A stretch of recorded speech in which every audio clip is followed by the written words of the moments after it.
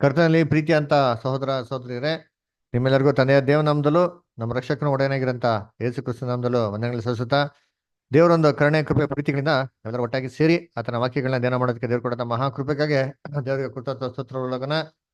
ಕರ್ತನಲ್ಲಿ ಪ್ರೀತಿ ಅಂತ ಸಹೋದರ ಸಹೋದರಿಯರೇ, ಇದುವರೆಗೂ ನಾವು ತುಂಬಾ ಅಮೂಲ್ಯವಾಗಿರಂತ ತುಂಬಾ ಮುಖ್ಯವಾಗಿರಂತ ಪಾಠಗಳನ್ನ ನಾವು ಏನ್ ಮಾಡಿದ್ವಿ, ನಾವು ಗಮನಿಸ್ತಾ ಬಂತಾ ಇದ್ರಿ. ಅದರ ಸೋದಲ್ಲಿ ಮುಖ್ಯವಾಗಿ ಆತ್ಮ ಆತ್ಮ ಅಂದ್ರೆ ಏನು, ಆತ್ಮ ಬಗ್ಗೆ ಅನೇಕ ವಿಚಾರಗಳನ್ನ ಮಾಡ್ತಾ ಇದ್ರಿ, ಗಮನಿಸ್ತಾ ಬರ್ತಾ ಇದ್ರಿ. ಅದಕ್ಕೆ ನೋಡ್ಬೇಕಾದ್ರೆ ಫುಲ್ ಡೀಟೇಲ್ ಆಗಿ ಆಲ್ಮೋಸ್ಟ್ ಒಂದು ಏನ್ರಿ 7-8 ವಾರಗಳಿಂದ ನಾವು ಫುಲ್ ಡೀಟೇಲ್ ಆಗಿ ಮಾಡಿದ್ರಿ, ನೋಡ್ತಾ ಬರ್ತಾ ಇದ್ರಿ. ಇದೆಲ್ಲವನ್ನು ನಮ್ಮ ಯೂಟ್ಯೂಬ್ ಚಾನಲ್ಗೆ ಅಪ್ಲೋಡ್ ಮಾಡಿದಿರಿ. ದಯವಿಟ್ಟು ನಮ್ಮ ಯೂಟ್ಯೂಬ್ ಚಾನಲ್ಗೆ ಸಬ್ಸ್ಕ್ರೈಬ್ ಮಾಡಿ. ಆಮೇಲೆ ಇದನ್ನ ಎಲ್ಲಾ ಕ್ರೈಸ್ತ ಸಹೋದರ ಸಹೋದರಿಗಳು, ನಿಮ್ಮ ಫ್ರೆಂಡ್ಸು, ನೀವು ರಿಲೇಟಿವ್ಸು ಎಷ್ಟು ಜನ ಇದಾರೆ ಕ್ರೈಸ್ತವ್ರಿಗೆ ಇದೆಲ್ಲ ದಯವಿಟ್ಟು ಶೇರ್ ಮಾಡಿ. ಈ ಸ್ಕ್ರೀನ್ ಶಾಟ್ ಅಲ್ಲಿರೋಂಥ ವಾಟ್ಸಪ್ ಗ್ರೂಪ್ಗೆ ಅದು QR ಕೋಡ್ ಮುಖಾಂತರ ಅವ್ರ ಲಾಗಿನ್ ಆಗಲಿ, ಅವರು ಕೂಡ ಏನು ಮಾಡಲಿ, ಈ ಆಶೀರ್ವಾದಗಳನ್ನ ಪಡ್ಕೊಳ್ಳಿ. ಅದರ ಸೊ ಇವತ್ತು ಆತ್ಮ ಒಂದು ಪಾಠದ ಕೊನೆಯ ಭಾಗ ನೋಡೋಣ. ಕಳೆದ ವಾರದಲ್ಲಿ ನಾವು ಇದುವರೆಗೂ ಬೈಬಲ್ ಅಂತ ಸಂದೇಹ ಬರೋಂಥ ಅನೇಕ ಒಂದು ವಾಕ್ಯಗಳನ್ನ ಏನ್ ಮಾಡಿದೆ, ಎಲ್ಲಾನು ನಾವು ಡಿಟೇಲ್ ಆಗಿ ನೋಡ್ಬಿಟ್ರಿ. ಅರ ಯಾವ ಒಂದು ವಾಕ್ಯದಲ್ಲಿ ತಪ್ಪಾದ ರೀತಿಲಿ ಅರ್ಥ ಬರ್ತಾರೋ ಇವೆಲ್ಲವನ್ನು ಏನ್ ಮಾಡಿದೆ, ನಾವು ಡೀಟೇಲ್ ಆಗಿ ನಾವು ಚೆಕ್ ಮಾಡಿ ನೋಡಿದ್ದಾಯ್ತು ಅಲ್ರ. ಇವತ್ತು ಏನ್ ಮಾಡಂದ್ರೆ ಕೊನೆಯದಾಗಿರೋಂಥ ಒಂದೇ ಒಂದು ಮುಖ್ಯವಾಗಿರೋಂಥ ಒಂದು ಅಂಶ ಯಾವ್ದಪ್ಪ ಅಂದ್ರೆ ಐಶ್ವರ್ಯವಂತನು ದರಿದ್ರನಾಗಿರೋಂಥ ಲಾಜರಸ್. ಅದರ ಸೊ ಪ್ರತಿಯೊಬ್ಬ ಒಂದು ಮನುಷ್ಯರು, ಪ್ರತಿಯೊಬ್ಬ ಬೋಧಕರು, ಪ್ರತಿಯೊಬ್ಬ ವ್ಯಕ್ತಿಗಳು, ಪ್ರತಿಯೊಬ್ಬ ಕ್ರೈಸ್ತವರು ಇದನ್ನ ಓದಿ ಇದ್ರಲ್ಲಿ ಮನ್ಸಲ್ಲಿ ಫಸ್ಟ್ ಬರೋಂಥ ಪಿಕ್ಚರ್ ಏನಂತಾನೆ, ಮನುಷ್ಯ ಸತ್ತಿದ ತಕ್ಷಣ ಅವ್ನು ನರಕಕ್ಕೆ ಸ್ವರ್ಗಕ್ಕೆ ಹೋಯ್ತಾನೆ ಅಂತಂದ್ಬಿಟ್ಟು. ಅಂದ್ರೆ ಇದರಲ್ಲಿ ತುಂಬಾ ನಮ್ಗೆ ಏನು ಕ್ಲೀನ್ ಆಗಿ ಕೊಟ್ಟಿರೋಂಥ ವಿವರಣೆಗಳು ಇದರಲ್ಲಿ ನಮ್ಗೆ ಇದೆ. ಅಂದ ಇವತ್ತು ಇದನ್ನ ನಾವೇನ್ ಮಾಡೋಣ, ಸತ್ಯವೇದರ ಒಂದು ದೃಷ್ಟಿಕೋನದಲ್ಲಿ ಅದರ ನಾವ್ ಇದೇನ್ ಮಾಡೋಣ, ಇನ್ನ ಅರ್ಥ ನಾವೇನ್ ಮಾಡೋಣ, ಓದೋಣ. ಅದರ ಅದಕ್ಕೆ ಯಾರಾದ್ರೂ ದಯವಿಟ್ಟು ಲೂಕ 16ನೇ ಅಧ್ಯಾಯ 19ನೇ ವಾಕ್ಯನ ಓದ್ಬೇಕಾ ಕೇಳ್ತೀವಿ. ಒಂದೇ ಫಸ್ಟ್ ಅಲ್ಲಿ ಏನಿದೆ ಅಂತ ಘಟನೆಗಳು ನೋಡ್ಕೊಂಡು ಹೋಗೋಣ.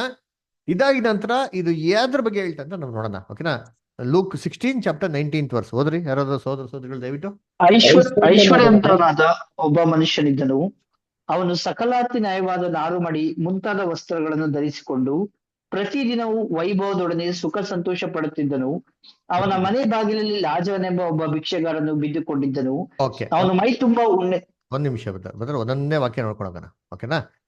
Thank you. ಸದ್ಯ ನೋಡ್ಬೇಕ್ರೆ ಏನ್ ಇಲ್ಲಿ ಹೇಳ್ತಾರೆ, ಐಶ್ವರ್ಯವಂತನಾಗಿರೋಂಥ ಒಬ್ಬ ಮನುಷ್ಯನಿದ್ದನು. ಅದ್ರ ಅವನು ಸಕಲಾತಿ ನಯವಾದ ನಾರುಮಡಿ ಮುಂತಾದ ವಸ್ತ್ರಗಳನ್ನ ಧರಿಸ್ಕೊಂಡು ಹೆಂಗಪ್ಪ ಇದಂದ್ರೆ ಪ್ರತಿದಿನ ವೈಭವದೊಡನೆ ಏನ್ರಿ ಸುಖ ಸಂತೋಷದಿಂದ ಇದ್ದಂತೆ. ಯಾರಪ್ಪ ಅಂದ್ರೆ ಐಶ್ವರ್ಯವಂತ ಇದ್ದಂತೆ. ಸರಿ, ನೆಕ್ಸ್ಟ್ ಏನಾಯ್ತು ಅಂತಂದ್ರೆ 20 ಮತ್ತು 21ನೇ ವಾಕ್ಯ ಬದ. ಅವನ ಮನೆ ಬಾಗಿಲಲ್ಲಿ ಲಾಜನೆಂಬ ಒಬ್ಬ ಭಿಕ್ಷುಗಾರನು ಬಿದ್ದುಕೊಂಡಿದ್ದನು. ಇವನು ಮೈ ತುಂಬಾ ಉಣ್ಣೆದ್ದವನು. ಐಶ್ವರ್ಯವಂತನ ಮೇಜಿನಿಂದ ಬಿದ್ದ ಎಂಜಲನ್ನು ತಿಂದು ಹಸಿವು ತೀರಿಸಿಕೊಳ್ಳಬೇಕೆಂದಿದ್ದನು. ಇಷ್ಟು ಮಾತ್ರವಲ್ಲದೆ ನಾಯಿಗಳು ಸಹ ಬಂದು ಅವನ ಹುಣ್ಣುಗಳನ್ನು ನೆಕ್ಕುವವು. Very good. ಸೊ ಇಲ್ಲಿ ನೋಡ್ತೀರಿ ಏನಂತ ನೋಡ್ತಾ ಅಂದ್ರೆ ಇನ್ನೊಬ್ಬ ವ್ಯಕ್ತಿ ಬಗ್ಗೆ ಹೇಳ್ತಾ. ಅವನು ಯಾರಪ್ಪ ಅಂದ್ರೆ ಅವನೊಬ್ಬ ಭಿಕ್ಷುಕ ಅಂತ. ಇವನ್ಗೆ ಹೆಸರು ಕೊಟ್ಟವ್ರೆ, ಲಾಜರಸ್ ಎಂಬ ಒಬ್ಬ ಭಿಕ್ಷುಕ ಇದ್ದಂತೆ. ಇವನು ಮೈ ತುಂಬಾ ಉಣ್ಣಂತರಿ. ಇವನು ಎಲ್ಲಪ್ಪ ಬಿದ್ದವನೇ ಅಂತ ನೋಡೋದಂತಂದ್ರೆ ಇವನ್ನೆಲ್ಲ ರೋಡಲ್ಲೆಲ್ಲ ಬಿದ್ದಿಲ್ಲಂತೆ. ಐಶ್ವರ್ಯವಂತರ ಬಾಗಲ ತರ ಬಿದ್ದವನಂತೆ ನೋಡ್ರಿ ಅಂತೀನಿ. ಅದರ ಅವನ್ ಮೇಜಿನ ಬೀಳಂತ ಎಲ್ಲಾ ಆಹಾರನ ತಿಂದಿ ತನ್ನ ಹಸಿವಿನ ಏನ್ ಮಾಡ್ತಂತ ಅವನು ತೀರಿಸ್ಕೊಂತ ಇದ್ನಂತೆ.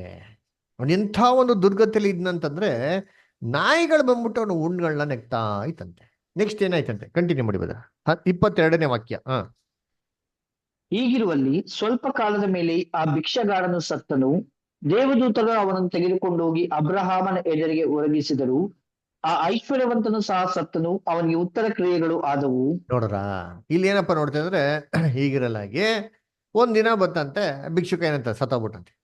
ಭಿಕ್ಷುಕ ಸತ್ತೋಗಿದ ತಕ್ಷಣ ದೇವದೂತರು ಅವನ ಕರ್ಕೊಂಡೋಗಿ ಎಲ್ಗೋಗ್ಬಿಟ್ರು ಅಂತಾರೆ. ಸೀದಾ ಏನ್ರಿ ಅಬ್ರಾಹ್ಮಿನ ಎದೆಗೆ ಒರೆಸ್ಬಿಟ್ರಂತೆ. ಈ ತರ ಐಶ್ವರ್ಯ ಅಂತ ಕೂಡ ಏನಂತ ಅವ್ನು ಸತ್ತ ಅವ್ನು ಏನಾಯ್ತಂತೆ, ಉತ್ತರ ಕ್ರಿಯೆ ಆಯ್ತಂತೆ. ಅದರ ಉತ್ತರ ಕ್ರಿಯೆ ಆಮೇಲೆ ಏನಾಯ್ತಂತೆ 23 ಮತ್ತು 24ನೇ ವಾಕ್ಯ.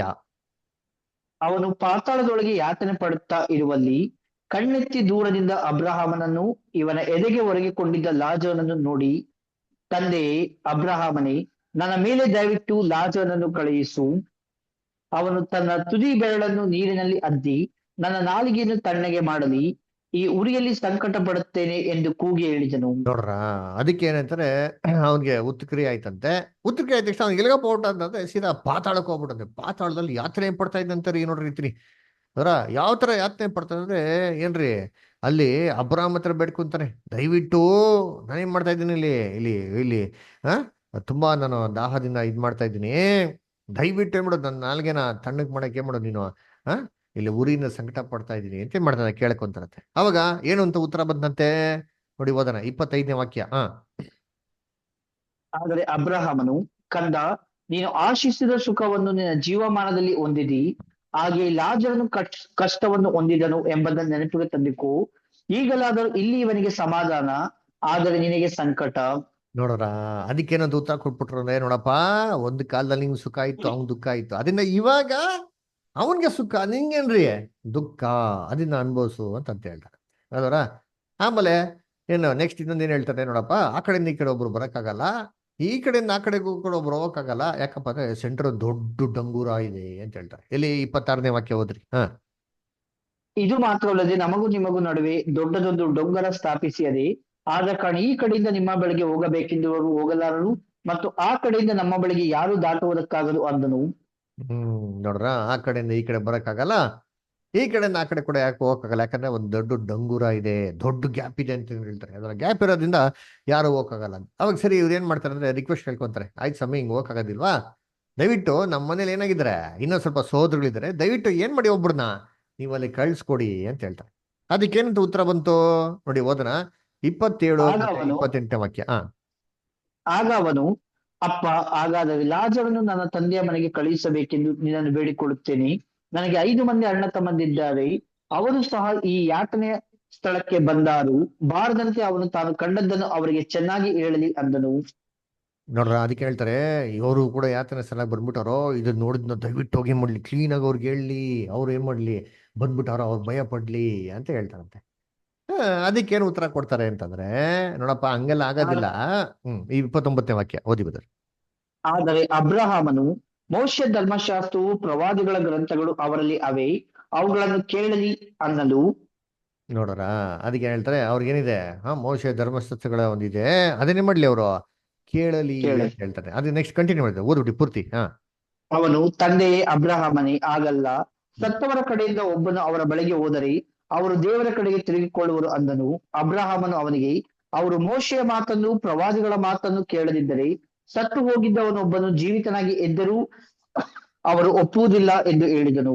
ನೋಡ್ರ, ಅದಕ್ಕೇನ್ ಹೇಳ್ತಾರೆ ಅಂತಂದ್ರೆ, ಹಂಗಲ್ಲಪ್ಪ, ಆ ಸತ್ತೋರೊಳಗಿಂದ ಒಬ್ಬರು ಕೇಳ್ಬಿಡ್ತಾರೆ ಅಂತ ಹೇಳಿ ಹೆಂಗ್ ಕೇಳ್ತಾರೆ, ಅವ್ರು ಆ ಮಾತೇ ಕೇಳಿ ಅಂದ್ರೆ ಸತ್ತೋರೊಳಗೆ ಒಬ್ರು ಹೆಂಗ್ ಕೇಳ್ತಾರೆ ಅಂತ ಹೇಳಿದ್ರೆ, ಅಲ್ಲಿ ಸತ್ತೋರೊಳಗೆ ಒಬ್ರು ಹೆಂಗ್ ಹೋಗೋದು, ಸತ್ತೋರು ಯಾರು ಕ್ರಿಸ್ತನ ಎಡಂಬರಿಕೆ ಅವ್ರಿಗೂ ಜೀವಂತವಾಗಿ ಆದಿಲ್ವಲ್ಲ, ಮತ್ತೆ ಹಂಗಿರ್ಬೇಕು, ಸತ್ತೋರು ಹೆಂಗೆ ಒಬ್ರಿಗೆ ಹೋಗಿ ಹೇಳಕ್ ಸಾಧ್ಯ.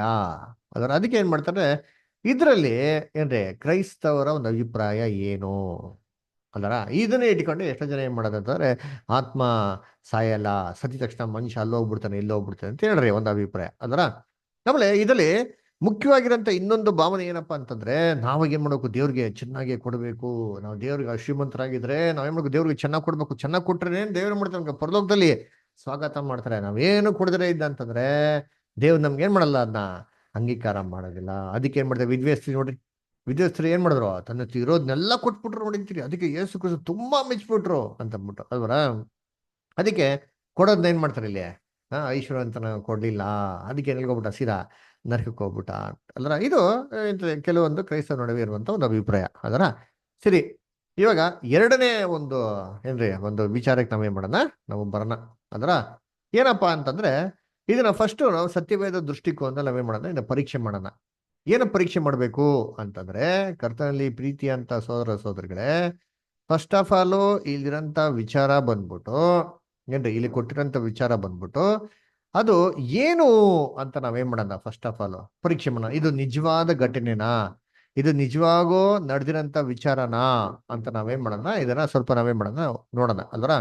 ಅದಕ್ಕೆ ಇಲ್ಲಿ ಮೊದಲು ಏನಪ್ಪಾ ಹೇಳ್ತಾರೆ ಅಂದ್ರೆ, 16ನೇ ಅಧ್ಯಾಯ 19ನೇ ವಾಕ್ಯದಲ್ಲಿ, ಐಶ್ವರ್ಯವಂತನಾಗಿರಂತ ಒಬ್ಬ ಮನುಷ್ಯ ನಿದ್ದನು, ಅವನು ಸಕಲಾತಿ ನಯವಾದ ನಾರುಮುಡಿ ಮುಂತಾದ ವಸ್ತ್ರಗಳನ್ನು ಧರಿಸ್ಕೊಂಡು ಪ್ರತಿದಿನ ಏನಾಗ್ತಂತೆ, ವೈಭವದೊಡನೆ ಸುಖ ಸಂತೋಷದಿಂದ ಇದ್ದನು ಅಂತ ಹೇಳ್ತಾರೆ.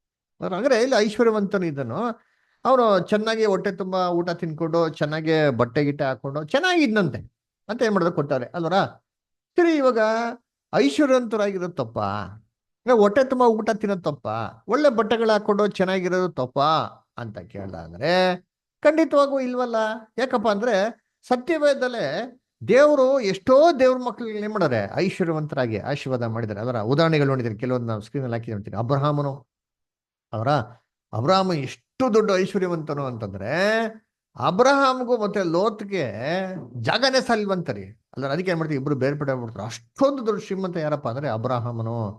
ಅವ್ನಿಗೆ ಯಾವುದು ಕೊರತೆನೇ ಇರ್ಲವಂತರಿ. ಅಲ್ಲರ ಅಷ್ಟು ಏರಳಾಗ ಆಸ್ತಿ ಇತ್ತು. ಆಮೇಲೆ ಯೋಬು ಏನ್ರಿ ಪೂರ್ವದಲ್ಲಿರುವಂತ ಎಲ್ಲಾ ದೇಶಗಳಲ್ಲಿ ತುಂಬಾ ದೊಡ್ಡ ಶ್ರೀಮಂತನು. ಏನ್ರಿ ಅಬಿದಬಿ ಸೌದಿ ಅರೇಬಿಯಾ ಪ್ರಿನ್ಸ್ ಅಂತ ಹೇಳ್ಬೋದು. ಯಾರಂತಾರೆ? ಜೋಬ್. ಅಷ್ಟು ದೊಡ್ಡ ಶ್ರೀಮಂತ ಅಂತ ನೋಡ್ರಿ ಇರ್ತೀನಿ ಅಲ್ವರ. ಹಂಗೇನಂತೆ, ಗಂಡು ಹೆಣ್ಣು ಮಕ್ಳ ಇದ್ರು, ಏರೊಳಗೆ ಆಸ್ತಿ ಇತ್ತು, ದನ ಕುರಿಗಳು, ಎತ್ತುಗಳು, ಒಂಟೆಗಳು ಎಷ್ಟಿತ್ತು ಅಂತ ಬೈಬಲ್ ರೆಕಾರ್ಡ್ ನಮ್ಗೆ ನೋಡ್ತಾರೆ, ಕೊಟ್ಬಿಟ್ಟವ್ರೆ. ಅರ ಅವನ ತರ ಐಶ್ವರ್ಯವಂತನು ಯಾರು ಇಲ್ಲ ಅಂತ ಬೈಬಲ್ನಲ್ಲೇ ಕೊಟ್ಟವ್ರೆ ಅಂತಾರ.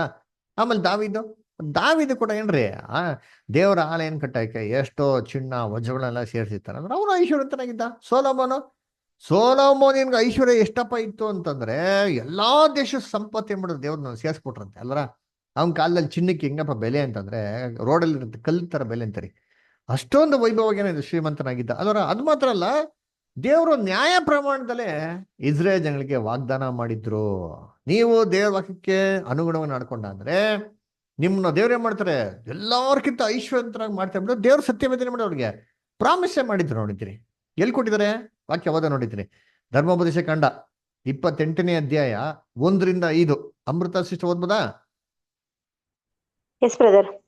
ನೀವು ನಿಮ್ಮ ದೇವರಾದ ಯೆಹೋವನ ಮಾತನ್ನು ಶ್ರದ್ಧೆಯಿಂದ ಕೇಳಿ, ನಾನು ಈಗ ನಿಮಗೆ ಬೋಧಿಸುವ ಆತನ ಆಜ್ಞೆಗಳನ್ನೆಲ್ಲ ಅನುಸರಿಸಿ ನಡೆದರೆ, ಆತನು ಭೂಮಿಯ ಮೇಲಿರುವ ಎಲ್ಲ ಜನಾಂಗಗಳಿಗಿಂತಲೂ ನಿಮ್ಮನ್ನು ಉನ್ನತ ಸ್ಥಿತಿಗೆ ತರುವನು. ನೋಡ್ರ, ಎಲ್ಲಾ ಜನಗಳಿಗಿಂತ ನಿಮ್ಮನ್ನ ಉನ್ನತವಾಗಿ ಏನ್ರಿ, you will be very rich persons ಅಂತ ಹೇಳ್ತಾರಂತೆ. ಆಮೇಲೆ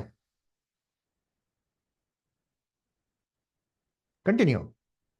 ನಿಮ್ಮ ದೇವರಾದ ಯೆಹೋವನ ಮಾತಿಗೆ ಕಿವಿಗೊಟ್ಟು ನಡೆದರೆ ಈ ಶುಭಗಳೆಲ್ಲ ನಿಮಗೆ ಪ್ರಾಪ್ತವಾಗುವವು. ನೋಡ್ರ, ನೀವು ದೇವ್ರಿಗೆ ಏನ್ರಿ ವಿಧೇಯರಾಗಿ ನಡ್ಕೊಂಡ್ರೆ ಇವೆಲ್ಲವೂ ನಿಮ್ಗೆ ಬರ್ತದೆ, ಆಶೀರ್ವಾದಗಳು ಬರ್ತದೆ ಅಂತ ಹೇಳ್ತಾರೆ. ಏನೇನ್ ಬರ್ತದೆ? ಕಂಟಿನ್ಯೂ ಮಾಡಿ.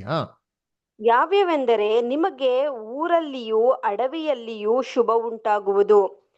ನಿಮ್ಮ ಸಂತಾನ ವ್ಯವಸಾಯಗಳಿಗೂ ದನಕುರಿ ಮುಂತಾದ ಪಶುಗಳಿಗೂ ಶುಭ ಉಂಟಾಗುವುದು.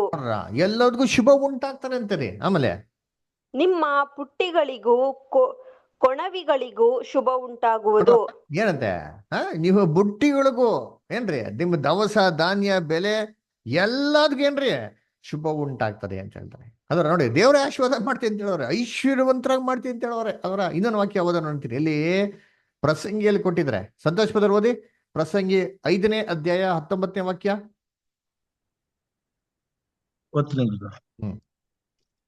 ಪ್ರಸಂಗಿ 5:19. ಇದೇ ಅವನ ಪಾಲು, ಮತ್ತು ಆತನು ಯಾವನಿಗೆ ಆಸ್ತಿ ಪಾಸ್ತಿಗಳನ್ನು ಪಾಲಿಸುವುದಲ್ಲದೆ ಅದನ್ನು ಅನುಭವಿಸಿ ಪಾಲಿಗೆ ಬಂದದ್ದನ್ನು ಹೊಂದಿ ತನ್ನ ಪ್ರಯಾಸದಲ್ಲಿ ಸಂತೋಷ ಪಡಲು ಶಕ್ತಿ ಕೊಡುವನು. ಅವನ ಸುಖವು ದೇವರ ಅನುಗ್ರಹ. ನೋಡ್ರ, ಅವನ ಸುಖವು ಯಾರ ಅನುಗ್ರಹ ಅಂತಾರೆ? ದೇವರ ಅನುಗ್ರಹ. ನೋಡ್ರ, ಆಸ್ತಿ ಪಾಸ್ತಿ ದಯಪಾಲಿಸುವುದು, ಅದನ್ನ ಅನುಭವಿಸುವುದು ಏನ್ರಿ, ತನ್ನ ಪಾಲಿಗೆ ಸುಖ ಸಂತೋಷವನ್ನೆಲ್ಲ ಕೊಡೋದು ಯಾರ್ದಂತೆ? ಅದ್ ದೇವರ ಒಂದು ಏನ್ರಿ ಆಶೀರ್ವಾದ ಅಂತ. ಮತ್ತೆ ಏನ್ ತಪ್ಪು? ಆ ದೇವರೇ ಸತ್ಯವೇದ ದೇವರೇ ನ್ಯಾಯ ಪ್ರಮಾಣದಲ್ಲಿ ಕೊಟ್ಟವ್ರೆ. ಹಂಗಾರೆ ಐಶ್ವರ್ಯವಂತರಾಗಿರೋದು ಏನ್ ತಪ್ಪು ಹಂಗಾರ? ಹಂಗು ಅಲ್ವರ.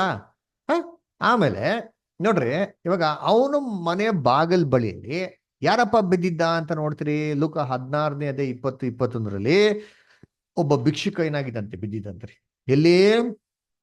ಏನ್ರಿ, ಎಲ್ಲ ರೋಡಲ್ಲಿ ಬಿದ್ದಿದ್ರೆ ಪರವಾಗಿಲ್ಲ ರೀ, ಎಲ್ಲಿ ಬಿದ್ದನಂತೆ? ಐಶ್ವರ್ಯವಂತನ ಮನೆ ಹತ್ರ ಬಿದ್ದವನಂತೀರಿ. ಅದ್ರ ಯೋಚನೆ ಮಾಡಿರ್ತೀನಿ.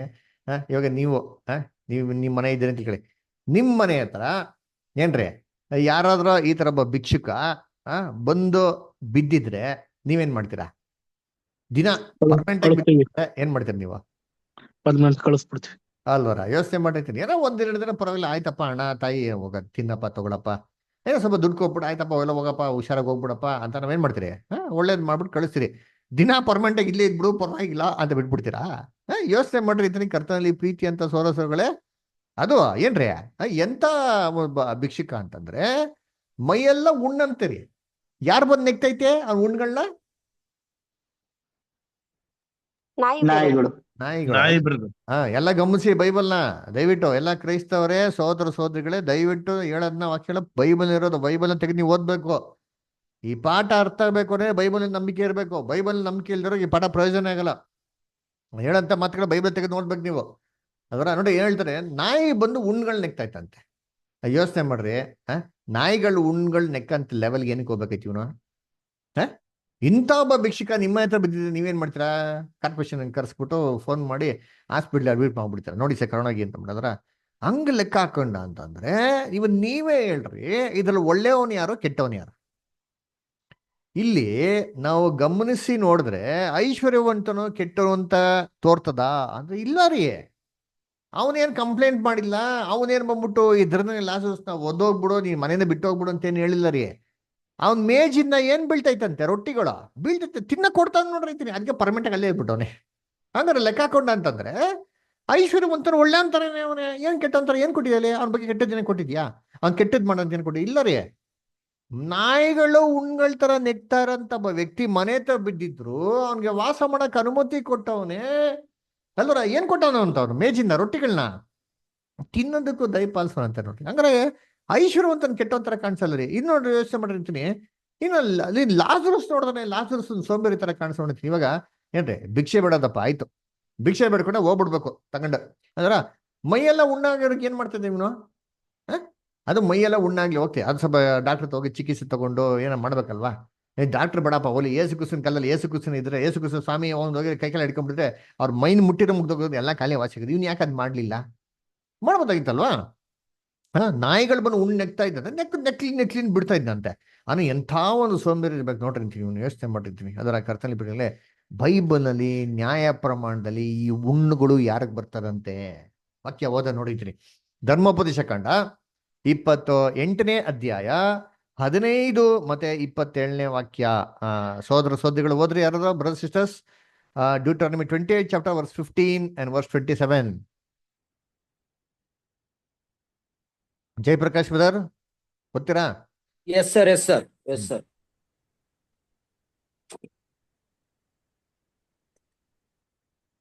15ರಿಂದ ಅಲ್ಲ ಸರ್? 15ನೇ ವಾಕ್ಯ ಆಮೇಲೆ 27ನೇ ವಾಕ್ಯ ಮಾತ್ರ ಓದಿ. ಓಕೆ. ಆದರೆ ನೀವು ನಿಮ್ಮ ದೇವರಾದ ಯೆಹೋವನ ಮಾತಿಗೆ ಕಿವಿ ಕೊಡದೆ ನಾನು ಈಗ ನಿಮಗೆ ಬೋಧಿಸುವ ಆತನ ಆಜ್ಞಾವಿಧಿಗಳನ್ನು ಅನುಸರಿಸದೆ ಹೋದರೆ ಈ ಅಶುಭಗಳು ನಿಮಗೆ ಪ್ರಾಪ್ತವಾಗುವವು. ನೋಡ್ರ, ಈ ಅಶುಭಗಳು ನಿಮಗೆ ಪ್ರಾಪ್ತವಾಗುವವು. ಐಗುಪ್ತರ ಹುಣ್ಣು. 27 ಸರ್. ಐಗುಪ್ತರ ಹುಣ್ಣು, ಬಾವು, ತುರಿಕಚ್ಚಿ ಮುಂತಾದ ವಾಸಿಯಾಗದ ರೋಗಗಳಿಂದ ಯೆಹೋವನು ನಿಮ್ಮನ್ನು ಬಾಧಿಸುವನು. ನೋಡ್ರ, ಐಗುಪ್ತ ದೇಶಕ್ಕೆ ಬಂತಲ್ಲ ಹುಣ್ಣುಗಳು, ಅದೇ ತರ ಹುಣ್ಣು ಯಾರಂತೆ ಕೊಡೋದು? ದೇವ್ರು ಕೊಡ್ತಾರೆ. ಏನಕ್ಕೆ ಕೊಡ್ತಾನೆ? ಏನಕ್ಕಪ್ಪ ಕೊಡ್ತಾರೆ? ದೇವ್ರು ಒಳ್ಳೆಯವರಾಗಿದ್ದರೆ ಕೊಡ್ತೀನಿ ಅಂತ ಹೇಳೋರ? ಕೆಟ್ಟವರಾಗಿದ್ರೆ ದೇವ್ರ ವಾಕ್ಯಕ್ಕೆ ವಿರುದ್ಧವಾಗಿದ್ರೆ ಕೊಡ್ತೀನಿ ಅಂತ ಹೇಳೋರು. ಹಂಗಾರೆ ಈ ಪ್ರಕಾರ ಇಪ್ಪ ಇಸ್ರೇಲ್ ಅಲ್ಲಿ ಒಬ್ಬ ಲಾಜರಸ್ ಬಂದಿದೆ ಅಂತಂದ್ರೆ ಏನರ್ಥ? ಇವನು ಏನಾಗೋದು ಅನ್ನಗಾರೆ? ಇವನು ದೇವ್ರ ವಾಕ್ಯಕ್ಕೆ ವಿರುದ್ಧವಾಗಿ ಏನ್ ಮಾಡೋ ನಡೆದವನೇ ಅಂತ ಅರ್ಥ. ದೇವ್ರಿಗೆ ವಾಕ್ಯ ಪ್ರಕಾರ ಏನಾಗಿಲ್ಲ, ಇವ್ನು ನಡೆದಿಲ್ಲ ಅಂತ ಅರ್ಥ. ಯೋಚನೆ ಮಾಡ್ರಿ ಅಂತ. ಹಂಗಾರೆ ಇವ್ ಹೇಳ್ರಿ, ಇವಾಗ ಐಶ್ವರ್ಯವಂತನ ಕೆಟ್ಟವಂತ ಕೊಟ್ಟಿದ್ಯಾ? ಈ ಲಾಜರಸ್ ಒಳ್ಳೆಯವಂತನೇ ಕೊಟ್ಟಿದ್ಯಾ? ಏನೋ ಕೊಡ್ಲಿಲ್ವಲ್ಲ? ಯೋಚನೆ ಮಾಡ್ರಿ. ಆಮೇಲೆ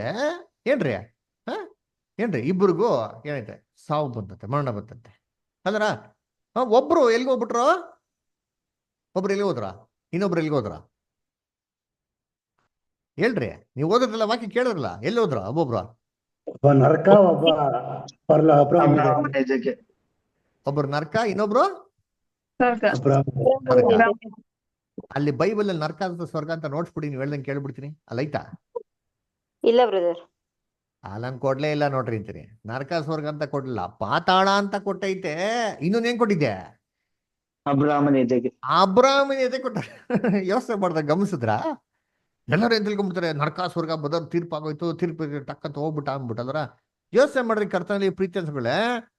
ಒಬ್ಬ ಮನುಷ್ಯ ಸತ್ತಿದ ತಕ್ಷಣನೇ ಹಿಂಗೆ ತೀರ್ಪು ಆಗ್ಬಿಡ್ತು ಅಂದ್ರೆ ಕ್ರಿಸ್ತನ ಎರಡನೇ ಬರುವಿಕೆಯಲ್ಲಿ ಏನಕ್ಕಪ್ಪ ತೀರ್ಪು? ಬೈಬಲ್ ಐತಲ್ಲ, ಯೇಸು ಕ್ರಿಸ್ತನ ಎರಡನೇ ಬರುವಿಕೆಯಲ್ಲಿ ಬರ್ತಾರೆ, ಬಿಳಿ ಸಿಂಹಾಸನ ಕೂತ್ಕೊತಾರೆ, ಪುಸ್ತಕಗಳನ್ನ ತೆರೀತಾರೆ, ಆ ಪುಸ್ತಕದ ಅನುಗುಣವಾಗಿ ಎಲ್ಲಾರ್ಗೂ ತೀರ್ಪು ಮಾಡ್ತಾರೆ. ಬೈಬಲ್ ವಾಕ್ಯ ಕೊಟ್ಟಿರ್ಬೇಕಾರೆ ಹಂಗಾರಿಗೆ ಮರಣ ಆಗಿದ ತಕ್ಷಣನೇ ಒಂದು ತೀರ್ಪಾಗಿರ್ಬೇಕಾರೆ ಎರಡನೇ ಬರುವಿಕೆಯಲ್ಲಿ ಇನ್ನೊಂದು ತೀರ್ಪು ಏನಕ್ಕೆ ಅಲ್ವರ? ಕರ್ತನಲ್ಲಿ ಪ್ರೀತಿ ಅಂತ ಸ್ವರಗಳೇ, ಇದು ನಾವು ಯೋಚನೆ ಮಾಡ್ಬೇಕು. ನ್ಯಾಯ ತೀರ್ಪಂತಾನೆ ಪಾಠ ಇದೆ, ಇನ್ನೊಂದು 2-3 ವೀಕ್ಸ್ ಅದನ್ನು ಕವರ್ ಮಾಡ್ತೀನಿ ನೋಡ್ರಿ. ಬೈಬಲ್ ಪ್ರಕಾರ ನ್ಯಾಯ ತೀರ್ಪನ ಇನ್ನೊಂದು ಅದರ ಅಬ್ರಾಹ್ಮನ ಎದೆಗೆ ಹೋದ್ರಂತೆ, ಪರಲೋಕ ಅಂತ ಕೊಡಲ್ಲ. ಯೋಚನೆ ಮಾಡ್ರಿ, ಹಂಗ ಲೋಕದ ಸತ್ತೋಗಿರಂತೆ ಎಲ್ಲಾ ಭಿಕ್ಷುಕರು ಏನ್ರಿ ಅಬ್ರಾಹ್ಮ್ ಮಡ್ಲಿಗೆ ಹೋಗ್ಬಿಟ್ಟ ಅಂತಂದ್ರೆ ಏನ್ ಅಬ್ರಾಹ್ಮ್ ಮಡ್ಲಿ ಗೋಡವನ?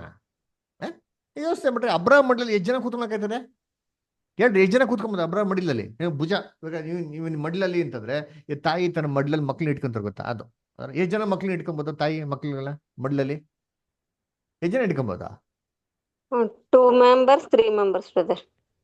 ಅಲ್ವರ? ಇಡೀ ಲೋಕ ಅಂತ ಎಲ್ಲಾ ಭಿಕ್ಷುಕರನ್ನ ಅಬ್ರಾಹ್ಮ ಮಡ್ಲಲ್ಲಿ ಇಟ್ಕೊಂತಾನ. ಯೋಚನೆ ಮಾಡ್ರಿ ಇಂತ ಕರ್ತನಲ್ಲಿ ಪ್ರೀತಿಗಳೇ. ಆಮೇಲೆ ಬ್ರದರ್ ಅದೊಂದು ದೃಷ್ಟಾಂತ ಬ್ರದರ್, ಅದೊಂದು ಐತಾ? ಸಾಮ್ಯ ರೂಪವಾಗಿ ಹೇಳಿರ್ಬೋದು. ಅದರ ನೋಡೋಣ ಬದರ ಅದರ ಅದಕ್ಕೆ ವೆಯ್ಟ್ ಮಾಡ್ರಿ, ನೋಡೋಣ ಅಂತೀನಿ ಅದರ. ಸೊ ಅದಕ್ಕೆ ನೋಡ್ಬೇಕಾದ್ರೆ ಕರ್ತನಲ್ಲಿ ಪ್ರೀತಿ ಅಂತ ಸ್ವರಗಳೇ ಏನ್ರಿ ಆಮೇಲೆ ಇಲ್ಲಿ ಏನ್ರಿ ಐಶ್ವರ್ಯವಂತನೋ ಏನ್ರಿ ಪಾತಾಳದಲ್ಲಿ ಏನ್ ಮಾಡ್ತಾ ಇದ್ದಂತ ಅಲ್ಲಿ ವೇದನೆ ಪಡ್ತಾ ಇದ್ದಂತೆ ಸಾರಿ ಅದರ ವೇದನೆ ಪಡ್ತಾ ಇರ್ಬೇಕು. ಹೆಂಗ್ ಕೇಳ್ತಾನೆ, ಸ್ವಾಮಿ ದಯವಿಟ್ಟು ಏನ್ ಮಾಡಿ ನೀವು ಲಾಜರಸ್ನ ಇಲ್ಲಿಗೆ ಕಳಿಸ್ಕೊಡಿ ಅಂತ ಯಾರ ಹತ್ರ ಕೇಳ್ತಾರೆ? ಅಬ್ರಾಹ್ಮ್ ಅಂತ ಕೇಳ್ತಾರೆ. ದೂರದಲ್ಲಿರೋಂಥ ಅಬ್ರಾಹ್ಮನ ಹತ್ರ ಏನ್ ಮಾಡ್ತಾರೆ? ಮಾತಾಡ್ತಾ ಇದ್ದಾರೆ ಅಲ್ವರ? ಏನ್ರಿ ನಾನು ಪಾತಾಳದಲ್ಲಿ ಏನ್ ಮಾಡ್ತಾ ಇದೀನಿ, ಯಾತನೆ ಪಡ್ತಾ ಇದ್ದೀನಿ ಅಂತ ಅಬ್ರಾಹ್ಮ್ ಹತ್ರ ಮಾತಾಡ್ತಾರೆ. ಇವ್ರು ಪಾತಾಳದಲ್ಲಿ ವೇದನೆ ಪಡ್ತಾ ಇರ್ಬೇಕಾರೆ ಪಕ್ಕದಲ್ಲಿ ದೂರದಲ್ಲಿ ಅಂತ ಅಬ್ರಾಹ್ಮನ ನೋಡ್ಬೋದು ಮಾತ್ರ ಅಲ್ಲ, ಇವ್ರು ಮಾತಾಡೋದನ್ನ ಅಬ್ರಾಹ್ಮ್ ಕ್ಲೀನ್ ಆಗಿ ಏನ್ ಮಾಡೋದಲ್ಲಿ ಕೇಳ್ಬೋದು. ಅಬ್ರಾಹ್ಮ್ ಕೂಡ ಕ್ಲೀನ್ ಆಗಿ ಏನ್ ಮಾಡ್ತಾನೆ, ಉತ್ತರ ಕೊಡ್ತಾರಂತೆ. ನೋಡಿದ್ದೀನಿ ಏನಂತ ಉತ್ತರ ಕೊಡ್ತಾರೆ ಅಂತಂದ್ರೆ, ದಯವಿಟ್ಟು ಲಾಜರಸ್ ಏನ್ ಮಾಡಿ ಕಳಿಸಿ, ಆತನೇ ಮಾಡ್ಲಿ ತನ್ನ ಕಿರುಬೆರಳ ನೀರನ್ನೆಲ್ಲ ಅದ್ದಿ ನನ್ನ ನಾಲಿಗೆ ಏನ್ ಮಾಡ್ಲಿ ತಣ್ಣಗೆ ಮಾಡ್ಲಿ ಅಂತ ಕೇಳ್ಕೊಳ್ತಾರೆ. ಉರಿಯಿಂದ ಸಂಕಟ ಪಡ್ತಾ ಇದ್ದೀನಿ ಅಂತ ಕೂಗ್ತಾ ಇದ್ನಂತೆ ಅದರ. ಯೋಚನೆ ಮಾಡಿರ್ತೀನಿ ಏನ್ರಿ, ಪಾತಾಳದಲ್ಲಿರೋಂಥ ಅಗ್ನಿಯ ಒಂದು ವೇದನೆಯಿಂದ ಏನ್ರಿ ಆ ಒಂದು ಉರಿಯಿಂದ ಸಂಕಟ ಪಡ್ತಾ ಇರೋನ್ಗೆ ನೀರು ಎಷ್ಟು ಬೇಕಂತೆ? ಎಷ್ಟು ಬೇಕು ಅಂದ್ರು ನೀರು? ಏನ್ ಕೇಳಿದ್ರು? ಎಷ್ಟು ಕೇಳಿದ್ರು ನೀರು? ತನ್ನ ಕಿರುಬೆರಳಲ್ಲಿ ಏನ್ರಿ ನೀರಿನಲ್ಲಿ ಅದ್ದಿ ಏನ್ ಮಾಡ್ಲಿ ತನ್ನ ದಾಹವನ್ನು ತೀರಿಸ್ಲಿ ಅಂತ ಹೇಳತ್ತೆ. ಅದರ ಯೋಚನೆ ಮಾಡಿರ್ತೀನಿ ಏನ್ರಿ, ಇವಾಗೆಲ್ಲ ಸ್ವಲ್ಪ ಚಳಿಗಾಲ ನಿಮ್ಗೆಲ್ಲ ಗೊತ್ತಾಗಲ್ಲ. ಬೇಸಿಗೆಗಾಲದಲ್ಲಿ ಮಟ್ಟ ಮಧ್ಯಾಹ್ನ ಅಂತ ತಿಳ್ಕೊಳ್ಳಿ ಏನ್ರಿ, ಮಟ್ಟ ಮಧ್ಯಾಹ್ನ ಬೇಸಿಗೆಗಾಲದಲ್ಲಿ ನೀವು ತುಂಬಾ ಬಾಯಾರಿಕೆ ಆಗಿರ್ಬೇಕಾರೆ ಮನೆಗೆ ಬಂದಿದ ತಕ್ಷಣ ಮನೆಯಲ್ಲಿ ನಿಮ್ಮ ತಾಯಿನೋ ತಂದೆನೋ ಅಥವಾ ಹೆಂಡತಿನೋ ಮಕ್ಳು ಆಡ್ತಾ ಇರ್ಬೇಕಾದ್ರೆ ದಯವಿಟ್ಟು ಒಂದು ಗ್ಲಾಸ್ ನೀರು ಕೊಡಿ ಅಂದಿದ ತಕ್ಷಣ ಅವ್ರು ಒಂದು ಗ್ಲಾಸ್ ನೀರು ತಂದ್ಬಿಟ್ಟು ಏನ್ರಿ ಎಲ್ಲಿ ಬಾಯಿ ತೆಗಿರಿ ಅಂತ ಅಂದ್ಬಿಟ್ಟು ತನ್ನ ಕಿರುಬೆರಳನ್ನ ಏನ್ರಿ ಗ್ಲಾಸಲ್ಲಿ ಅದ್ಬಿಟ್ಟು ನಿಮ್ ನಾಲ್ಗೆಗೆ ಒಂದೇ ಒಂದು ತೊಟ್ಟು ನೀರು ಹಾಕಿದ್ರೆ ನಿಮ್ಗೆ ಏನಾಗ್ತದೆ? ದಾಹ ಎಲ್ಲ ಏನಾಗ್ತದೆ? ದಾಹ ಎಲ್ಲ ತೀರೋಗ್ಬಿಡ್ತದ? ಇಲ್ಲ. ಎಷ್ಟು ಕೋಪ ಬರ್ತಾರೆ ಅಂತಂದ್ರೆ, ತಮಾಷೆ ಮಾಡ್ತೀಯ ನೀನು ಅಂತ ಕೋಪ ಬರ್ತಾರೆ. ಇಲ್ಲ ಹಂಗಿರ್ಬೇಕಾರೆ ಏನ್ರಿ ಪಾತಾಳದಲ್ಲಿ ಯಾತನೆ ಪಡ್ತಾರಂತವ್ನಿಗೆ, ಉರಿ ಪಡ್ತಾರವ್ನಿಗೆ ಏನ್ರಿ ನೀರ್ ಹಾಕಿದ್ರೆ ತೃಪ್ತಿ ಆಗ್ಬಿಡ್ತಾರ ಅವ್ನಿಗೆ. ಒಂದೇ ಒಂದು ತೊಟ್ಟು ನೀರು ಯೋಚನೆ ಮಾಡಿರ್ತೀರಿ, ಬಕೀಟ್ ಗಟ್ಲೆ ಕೊಟ್ರು ಕೂಡ ಏನಾಗಲ್ಲ ಅವ್ನಿಗೆ, ಸ್ಯಾಟಿಸ್ಫ್ಯಾಕ್ಷನ್ ಆಗಲ್ಲ ಅಲ್ವರ? ಕರ್ತನಲ್ಲಿ ಪ್ರೀತಿ ಅಂತ ಸೋದರಿಗಳೇ ಏನ್ರಿ ಅದು ಮಾತ್ರ ಅಲ್ಲ ಏನ್ರಿ ಅಬ್ರಾಹ್ಮಿನ ಎದೆಗೆ ಹೋಗ್ಬಿಟ್ರಂತೀರಿ ಅಲ್ವರ? ಅದಕ್ಕೆ ಹೇಳ್ಬಿಡ್ತಾರೆ ಅಬ್ರಾಹ್ಮ್ ಪರ್ದಕ್ದಲ್ಲಿ ಅವರು ಬದರ್ ಹಿಂಗೆ ಮೋಸೆ ಮತ್ತೆ ಎಲಿಯಾ ಹೋಗ್ಬಿಟ್ರಲ್ಲ ಹಂಗೆ ಇದಾರೆ ಅಲ್ವರ? ಏನ್ ನೋಡಿದ್ರಿ ಬೈಬಲ್ ಅಲ್ಲಿ ಯೇಸು ಕ್ರಿಸ್ತ ಹೇಳ್ತಾರೆ ಪರಲೋಕಕ್ಕೆ ಯಾರು ಹೋಗಿದಾರಾ? ಯಾರು ಹೋಗಿಲ್ಲ ರೀ. ಮತ್ತೆ ಹೆಂಗೆ ಅಲ್ವರ? ಆಮೇಲೆ ಅಲ್ಲಿಂದ ಉತ್ತರ ಏನ್ ಕೊಡ್ತಾರಂತೆ ನೋಡಿ, ಏನ್ ಉತ್ತರ ಕೊಡ್ತಾರೆ? ಸ್ವಾಮಿ ನೀರ್ ಕೊಡೋದ್ರೆ ಇವ್ರು ಏನ್ ಹೇಳ್ತಾರೆ? ಅಲ್ಲಲ್ಲ ನೀರ್ ಕೊಡಕ್ಕಾಗಲ್ಲ, ಯಾಕೆಂದ್ರೆ ನಿನಗೆ ಒಂದ್ ಕಾಲದಲ್ಲಿ ಒಳ್ಳೇದಿತ್ತು, ಅವನ್ ಕೆಟ್ಟದ್ದಿತ್ತು, ಇವಾಗ ಅವನಿಗೇನಾಗಿದೆ? ಒಳ್ಳೇದಾಗಿದೆ, ನಿನ್ಗೇನಾಗಿದೆ? ಕೆಟ್ಟದ್ದಾಗಿದೆ. ಅಲ್ಲಪ್ಪ, ಇವಾಗ ಒಳ್ಳೇದಿದ್ಮೇಲೆ ಕೆಟ್ಟದಿರ್ಲೇಬೇಕು ಅಂತೇನೆ ರೂಲ್ಸ್ ಇದೆಯಾ? ನ್ಯಾಯ ಪ್ರಮಾಣದಲ್ಲಿ ಏನ್ ನೋಡಿದ್ರಿ? ನೀವು ದೇವ್ರಿಗೆ ವಿಧೇಯರಾಗಿ ನಡ್ಕೊಂಡ್ರೆ ಎಲ್ಲ ಆಶೀರ್ವಾದಗಳೇ ಬರ್ತಾರೆ ಅಂತ. ನಮ್ಮ ಆಶೀರ್ವಾದ ದೇವ್ರ ಕೊಡ್ತಿದ್ದ ಹೇಳ್ಬೇಕು, ಏನು ಶಿಕ್ಷೆ ಕೊಡ್ಬೇಕು ಹೇಳ್ರಿ? ಒಳ್ಳೇದ್ ಬಂದ್ರೆ ಕೆಟ್ಟ ಬರ್ಬೇಕಂತ ಏನಿದೆ ರೂಲ್ಸು? ಕೆಟ್ಟ ಬಂದ್ರೆ ಒಳ್ಳೆ ಬರ್ಬೇಕಂತ ಏನಿದೆ ರೂಲ್ಸು? ಅವ್ರೇನು ಕೆಟ್ಟದ್ದೇ ಮಾಡಿಲ್ವಲ್ಲ. ಇಲ್ಲೇ ಅಂತ ಅಂದ್ಬಿಡ್ತಾರೆ ನಿನಗೆ ಸುಖ ಇತ್ತು ಆವಾಗ ಅವನಿಗೇಂತು ವೇದನೆ ಇತ್ತು, ಅದೇ ಇವಾಗ ನಿನಗೆ ಉಲ್ಟಾ ಅಂತ ಹೇಳ್ತಾರೆ. ಇದು ಯಾವ ನ್ಯಾಯ? ಎಲ್ಲೈತೆ ಬೈಬಲ್ ನ್ಯಾಯ? ದೇವರ ಪಕ್ಷಪಾತಿನಾಗಾದ್ರೆ? ಆಮೇಲೆ ಏನ್ ಹೇಳ್ತಾರೆ? ಅಲ್ಲಲ್ಲ ಅದು ಮಾತ್ರ ಅಲ್ಲ, ಈ ಕಡೆಯಿಂದ ಒಬ್ರು ಆ ಕಡೆ ಬರಕ್ಕಾಗಲ್ಲ, ಆ ಕಡೆ ಒಬ್ರು ಈ ಕಡೆ ಬರೋಕ್ಕಾಗಲ್ಲ. ಯಾಕಪ್ಪ ಅಂದ್ರೆ ಸೆಂಟ್ರಲ್ ದೊಡ್ಡ ಡಂಗೂರ ಇದೆ, ದೊಡ್ಡ ಗ್ಯಾಪ್ ಇದೆ ಅಂತ ಹೇಳ್ತಾರೆ. ಏನಪ್ಪ ಮಾತಾಡೋದೆಲ್ಲ ಕೇಳಿಸ್ತದಂತೆ, ಕಣ್ಬಿಟ್ಟು ನೋಡ್ಬೋದಂತೆ. ಅವನು ಅಬ್ರಾಮ್ ಮಡಿಲಲ್ಲಿ ಕೂತಿರೋದು, ಇವರು ಯಾತನೆ ಪಡ್ತಾರೆ ಅದೆಲ್ಲ ನೋಡ್ಬೋದಂತೆ. ಆದ್ರೆ ಆ ಕಡೆಯಿಂದ ಈ ಕಡೆ ಮಾತ್ರ ಒಬ್ಬರು ಬರೋಕ್ಕಾಗಲ್ಲ. ಇದೇನಪ್ಪ ನ್ಯಾಯ ಇದು? ಯೋಚನೆ ಮಾಡಿದ್ರಿ, ಮಾತೆಲ್ಲ ಕೇಳಿಸ್ತದೆ, ಗ್ಯಾಪ್ ಇಲ್ವಂತೆ. ಏನ್ರಿ ಹಂಗೆ ಜಂಪ್ ಹೊಡ್ಕೊಂಡ್ ಬರೋಕ್ಕಾಗಲ್ಲ? ಓಲಿ ಬ್ರಿಡ್ಜ್ ಹಾಕೊಂಡ್ ಬರೋದು, ಯಾಕೆ ಬರೋಕ್ಕಾಗಲ್ಲ? ಹೇಳ್ರಿ, ಯೋಚನೆ ಮಾಡಿದ್ದೀನಿ. ಹಂಗಂದ್ರೆ ಏನು? ಇವ್ರ ಪ್ರಕಾರ ಪಾತಾಳ ಮತ್ತೆ ಸ್ವರ್ಗ ಏನ್ರಿ ಪಕ್ಕದಲ್ಲಿರೋಂಥ ಸ್ಥಳನ? ಹಂಗಾರೆ ಇವ್ರು ಕೂಗೋದೆಲ್ಲ ಅವ್ರಿಗೆ ಕೇಳಿಸ್ತದ? ಯೋಚನೆ ಮಾಡ್ರೆ ಹೆಂಗ್ ಇದ್ಬಿಟ್ಟ ಅಂತಂದ್ರೆ ಅಲ್ಲಿ ಯಾತನೆ ಪಡ್ತಾರವ್ರ ಎಲ್ಲಾರು ಧ್ವನಿ ಏನ್ರಿ ಎಲ್ಲಾರ್ಗು ಏನಾಗ್ತದೆ? ಕೇಳಿಸ್ತಾ ಇರ್ತಾರೆ. ಹಂಗಾರೆ ಸ್ವರ್ಗದಲ್ಲಿರೋ ನಿಜವಾಗ್ಲೂ ಯಾರು ನೆಮ್ಮದಿಯಾಗಿರಕ್ಕೆ ಸಾಧ್ಯ ಇಲ್ಲ ರೀ. ಯೋಚನೆ ಮಾಡಿ, ದಿನ ಅವ್ರು ಕೂಗ್ತಾ ಇರೋದೆಲ್ಲ ಕೇಳ್ತಾ ಇದ್ರೆ ಆ ಕೂಗು, ಅಯ್ಯೋ ಅಯ್ಯೋ ಅಯ್ಯೋ ಕಾಪಾಡಿ ಕಾಪಾಡಿ ಸ್ವಾಮಿ, ನನಗೆ ಕೂಗ್ತಾ ಇದ್ದೀನಿ, ದಯವಿಟ್ಟು ನನಗೆ ಕಾಪಾಡಿ ಅಂತ ಕೇಳ್ತಿರೋದು. ಇದು ದಿನ ಬೆಳಿಗ್ಗೆ ಸಾಯಂಕಾಲ ಕೇಳ್ತಾ ಇದ್ರೆ ಸ್ವರ್ಗದಲ್ಲಿ ಹೆಂಗ್ ನಿಮ್ದಿರಕ್ಕೆ ಸಾಧ್ಯ? ಮತ್ತೆ ಹಂಗಂದ್ರೆ ಇದೇನು ಅಂತ ಏನ್ ಮಾಡ್ಬೇಕು ನಾವು? ಬೈಬಲ್ ಅಲ್ಲಿ ನಾವೇನ್ ಮಾಡಬೇಕು? ಇದನ್ನ ಅರ್ಥನ ತಿಳ್ಕೊಬೇಕ್ರಿ. What does the Bible tell about this one? ಇದೇನು ಅಂತ ನಾವೇನ್ ಮಾಡ್ಬೇಕು? ನಾವು ನೋಡ್ಬೇಕು. ಇದು ಹೇಳ್ಬೇಕಾದ್ರೆ ಕರ್ತನಲ್ಲಿ ಪ್ರಿಯಗಳೇ, ಇಲ್ಲಿ ನಡೆದಿರೋಂಥ ವಿಚಾರ, ಈ ಲೂಕನ ಬರ್ತಾನೆ ಸುವಾರ್ತೆ ಬರ್ತಾನೆ ವಿಚಾರ, ಇದು ನೇರವಾಗಿರಂಥ ವಿಚಾರನೇ ಅಲ್ಲ. ಇದು ಏನಪ್ಪಾ ಅಂದ್ರೆ ಇದು ಒಂದು ಸಾಮ್ಯ. ಎಲ್ಲಿ ಕೊಟ್ಟಿದೆ ನಮ್ಗೆ? ಎಲ್ಲಿ ಕೊಟ್ಟಿದೆ ಅಂತಂದ್ರೆ, ನಾವು ನಮ್ಮ ಬೈಬಲಲ್ಲಿ ಓದ್ಬೇಕಾದ್ರೆ ಆ ಸನ್ನಿವೇಶ ಓದೋದಕ್ಕಿಂತ ಮುಂಚೆನೆ ಕನ್ನಡ ಬೈಬಲಲ್ಲಿ ಒಂದು ಹೆಡ್ಡಿಂಗ್ ಹಾಕಿದ್ದಾರೆ. ದಯವಿಟ್ಟು ಯಾರಾದ್ರೂ ಓದ್ರಿ. ಲೂಕನ ಬರೆದಂತ ಸುವಾರ್ತೆ ಏನ್ರಿ 16ನೇ ಅಧ್ಯಾಯದಲ್ಲಿ ಭೋಗ ಪುರುಷನು ಭಿಕ್ಷೆಗಾರನ ಇವರ ದೃಷ್ಟಾಂತ. ಏನ್ರಿ ಹಾಕಿದ್ರು? ಭೋಗ ಪುರುಷನು ಭಿಕ್ಷಾಗಾರನು ಇವರ ದೃಷ್ಟಾಂತ. ಭಿಕ್ಷಗಾರನ ಇವರು ಏನಂತಿದ್ವ? ದೃಷ್ಟಾಂತ. ದೃಷ್ಟಾಂತ ಅಂದ್ರೆ ಏನು ಹೇಳ್ರಿ? ನೀವೆಲ್ಲ ಕನ್ನಡ ಪಂಡಿತರು, ನಾನಂತೂ ದಡ್ಡ ಬಿಡ್ರಿ. ದೃಷ್ಟಾಂತ ಅಂದ್ರೆ ನೀವೇನ್ ಹೇಳ್ತೀರಿ ಹೇಳ್ರಿ? ಅದು ನೇರವಾಗಿ ನಡೆದಿರಂತ ಘಟನೆನಾ ದೃಷ್ಟಾಂತ ಅಂದ್ರೆ? ಉದಾಹರಣೆ, ಎಕ್ಸಾಂಪಲ್. ಕರೆಕ್ಟ್ ಆಗಿ ಹೇಳಿದ್ರಿ. ಇದು ಎಕ್ಸಾಂಪಲ್, ದೃಷ್ಟಾಂತ ಹೇಳ್ತಾರದು ಹೊರತು ಅಲ್ಲಿ ನಿಜವಾಗಿ ನಡೆದಿರೋ ಘಟನೆನ ಯೇಸು ಕ್ರಿಸ್ತು ಹೇಳ್ತಾನೆ ಇಲ್ಲ. ಪರಲೋಕಕ್ಕೆ ಯಾರು ಏರಿ ಹೋಗಿಲ್ಲ ಅಂತ ಅವರೇ ಹೇಳಿರ್ಬೇಕಾರೆ ಇಲ್ಲಿ ಕಥೆಲಿ ಅವರೇ ಹೇಳ್ತಾರೆ, ಅಬ್ರಾಮ್ ಕೂತವ್ರೆ ಪಕ್ಕದಲ್ಲಿ ಅಂತ ಅಂದ್ಬಿಟ್ಟು. ಸತ್ತವ್ರು ಯಾರು ಎದ್ ಬರಲ್ಲ ಅಂತ ಅವ್ರಿಗೆ ಗೊತ್ತಿದ್ದು ಆಲ್ರೆಡಿ ಸತ್ತೋಗಿದ ತಕ್ಷಣ ಅಲ್ಲೋಗ್ಬಿಟ್ಟು ಇಲ್ಲೋಗ್ಬಿಟ್ಟು ಅಂತ ಯೇಸು ಕ್ರಿಸ್ತು ತಮಾಷೆ ಮಾಡ್ತಾರ. ವಾಟ್ ಜೋಕ್ ಅಲ್ವಾ? ಬೈಬಲ್ ಹಿಂಗ್ ಕೊಟ್ಟಾರ ನಮ್ಗೆ? ಖಂಡಿತವಾಗಿಲ್ಲ ರೀ. ನಮ್ ಕರ್ತನ ಏನೇ ಹೇಳ್ತಾನೆ ಅರ್ಥ ಇರಬೇಕು, ಅರ್ಥ ಇರ್ತದೆ. ಪ್ರಾಬ್ಲಮ್ ಏನು ಅಂದ್ರೆ ನಾವು ಅರ್ಥ ಮಾಡ್ಕೊಂಡಿಲ್ಲ ಅಷ್ಟೇ, ಎಂಥದಿಲ್ಲ. ಅದಕ್ಕೆ ನೋಡಿ, ಇಲ್ಲಿ ಸ್ಕ್ರೀನ್ ಅಲ್ಲಿ ಇಷ್ಟೊಂದು ಬೈಬಲ್ಗಳು ಹಾಕಿನಿ, ಎಲ್ಲ ಬೈಬಲ್ನಲ್ಲಿ ಹೆಡ್ಡಿಂಗ್ ಅಲ್ಲೇ ಹಾಕ್ಬಿಟ್ಟಿದ್ದಾರೆ. ಏನಂತಂದ್ರೆ, this is the parable of the rich man and Lazarus ಅಂದ್ಬಿಟ್ಟು. ಅದರ ಈ ವಿಡಿಯೋನಲ್ಲಿ ಬೇಕಾದ್ರೆ ನೋಡ್ಕೊಳ್ಳಿ ಸತಿ. ಅದರ ನೋಡಿ, ಗ್ರೀಕ್ ಡಯಾಗ್ಲಾಕ್ಟ್, ಅದರ ಸ್ಟಡಿ ಬೈಬಲ್, ಅದರ 20th ಸೆಂಚುರಿ ನ್ಯೂ ಟ್ರಾನ್ಸ್ಲೇಷನ್, ಅದರ ನ್ಯೂ ಟೆಸ್ಟಮೆಂಟ್ ಟ್ರಾನ್ಸ್ಲೇಷನ್ ನೋಡಿದ್ರು ಕೂಡ ಕ್ಲೀನಾಗಿ ಹಾಕಿದ್ರೆ ದೃಷ್ಟಾಂತ. ಅದಕ್ಕೆ ಇದು ಹೇಳಕ್ಕೆ ಯೇಸು ಕ್ರಿಸ್ತು ಎಲ್ಲಪ್ಪ ಶುರು ಮಾಡಿದ್ರು ಅಂದ್ರೆ, ಲೂಕನ ಬರೆದಂತ ಸುವಾರ್ತೆ 15ನೇ ಅಧ್ಯಾಯದಿಂದ ಆರಂಭ ಮಾಡ್ತಾರೆ. ಬೇಕಾದ್ರೆ ಓದ್ರಿ ಯಾರಾದ್ರ ಲೂಕನ ಬರೆದಂತ ಸುವಾರ್ತೆ 15ನೇ ಅಧ್ಯಾಯ 1 ರಿಂದ 3 ಯಾರು ಓದ್ರಿ. ಯೇಸುವಿನ ಉಪದೇಶವನ್ನು ಕೇಳಬೇಕೆಂದು ಎಲ್ಲಾ ಸುಂಕದವರು ಪಾಪಿಗಳು ಆತನ ಬಳಿಗೆ ಬರುತ್ತಾ ಇರಲು ಪರಿಸರ ಶಾಸ್ತ್ರಿಗಳು ಇವನು ಪಾಪಿಗಳನ್ನು ಸೇರಿಸಿಕೊಂಡು ಅವರ ಜೊತೆಲಿ ಊಟ ಮಾಡುತ್ತಾನೆ ಎಂದು ಹೇಳಿಕೊಂಡು ಗುಣಗುಟ್ಟಿದರು. ಆಗ ಆತನವರಿಗೆ ಒಂದು ಸಾಮ್ಯವನ್ನು ಹೇಳಿದನು. ಅಂಡರ್ಲೈನ್ ಮಾಡ್ಕೊಳ್ರಿ. ಸನ್ನಿವೇಶ ಎಲ್ಲಿ ಶುರು ಆಯ್ತು ಅಂತಂದ್ರೆ, ಯೇಸು ಉಪದೇಶವನ್ನು ಕೇಳೋದಿಕ್ಕೆ ಏನ್ರಿ ಎಲ್ಲಾರು ಕೂಡದಂತೆ.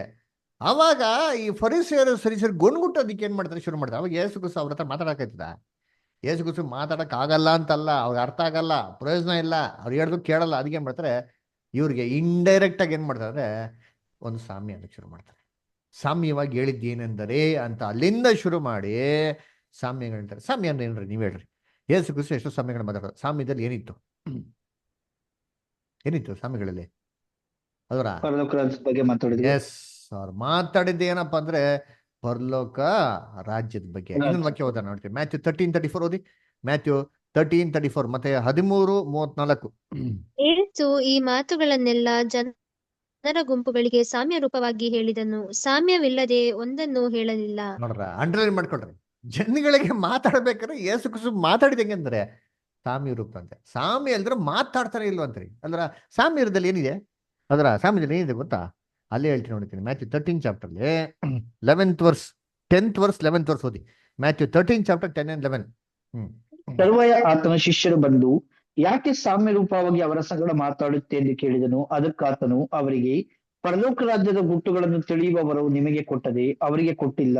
ನೋಡ್ರ ಯಾಕಂದರೆ ಇದ್ದವನಿಗೆ ಕೊಡಲ್ಪಡುವುದು, ಅವನಿಗೆ ಮತ್ತೂ ಹೆಚ್ಚಾಗುವುದು. ನೋಡ್ರ ಏನ್ರಿ ಕ್ಲಿಯರ್ ಆಗಿ ಹೇಳ್ತಾನೆ. ಯಾಕೆ ಮಾತಾಡ್ತೀರಂತ ನಮಗ್ ಬರೋ ಪ್ರಶ್ನೆ ಶಿಷ್ಯರಿಗೆ ಕೇಳ್ತಾರೆ. ಯಾಕಪ್ಪ ಅಂತಂದ್ರೆ, ಅಪ್ಪ ಇದು ಪರಲೋಕ ರಾಜ್ಯದ ಗುಟ್ಟು ಕಣಪ್ಪ, ಇದನ್ನ ಎಲ್ಲರೂ ಅರ್ಥ ಮಾಡಕ್ ಸಜ್ಜ, ನಿಮಗ ವರ ಕೊಟ್ಟಿದೆ, ಬೇರೆಯವ್ರಿಗೆಲ್ಲ ಕೊಟ್ಟಿಲ್ಲ ಅಂತ ಹೇಳ್ತಾರೆ. ಅದಕ್ಕೆ ನೋಡಿದ್ದೀನಿ ಸಾಮ್ಯ. ಇವಾಗ ಇನ್ನೊಂದು ಯೋಚನೆ ಮಾಡಿರ್ತೀನಿ, ಯೇಸು ಕ್ರಿಸ್ತು ಸಾಮ್ಯ ಶುರು ಮಾಡ್ಬೇಕು ಹೆಂಗ್ ಮಾಡೋರು? ಒಂದ್ ಸಾಮ್ಯ ಅಂತಂದ್ರೆ ದೃಷ್ಟಾಂತ. ದೃಷ್ಟಾಂತ ಅಂದ್ರೆ ಒಂದು ಕತೆ ರೀ. ಯೇಸು ಕ್ರಿಸ್ತನಿಗೆ ಒಂದು ಸ್ಟೈಲ್ ಇದೆ ರೀ ಅಲ್ರ. ಇವಾಗ ಏನಿಲ್ಲ, ನಮ್ಮ ಡಾಕ್ಟರ್ ರಾಜ್ಕುಮಾರ್ ಅಣ್ಣವ್ರಿಗೆ ಒಂದು ಸ್ಟೈಲ್ ಐತೆ ಅಲ್ಲ ಮಾತಾಡೋದಕ್ಕೆ, ಐತೆ ಇಲ್ಲ? ಹೌದು ಬ್ರದರ್. ಅಯ್ಯೋ, ನಾನೇನು ಡಾಕ್ಟರ್ ರಾಜ್ಕುಮಾರ್ಗೆ ಫಿಲಮೆಟ್ರಿಕ್ ಸಪೋರ್ಟ್ ಮಾಡ್ತೀನಿ ಇಲ್ಕೊಂಬಿಡಿ. ಒಂದು ಉದಾಹರಣೆಗೆ ಹೇಳ್ತಾ ಇದ್ದೀನಿ, ಇದು ತುಂಬಾ ಅರ್ಥ ಇದೆ.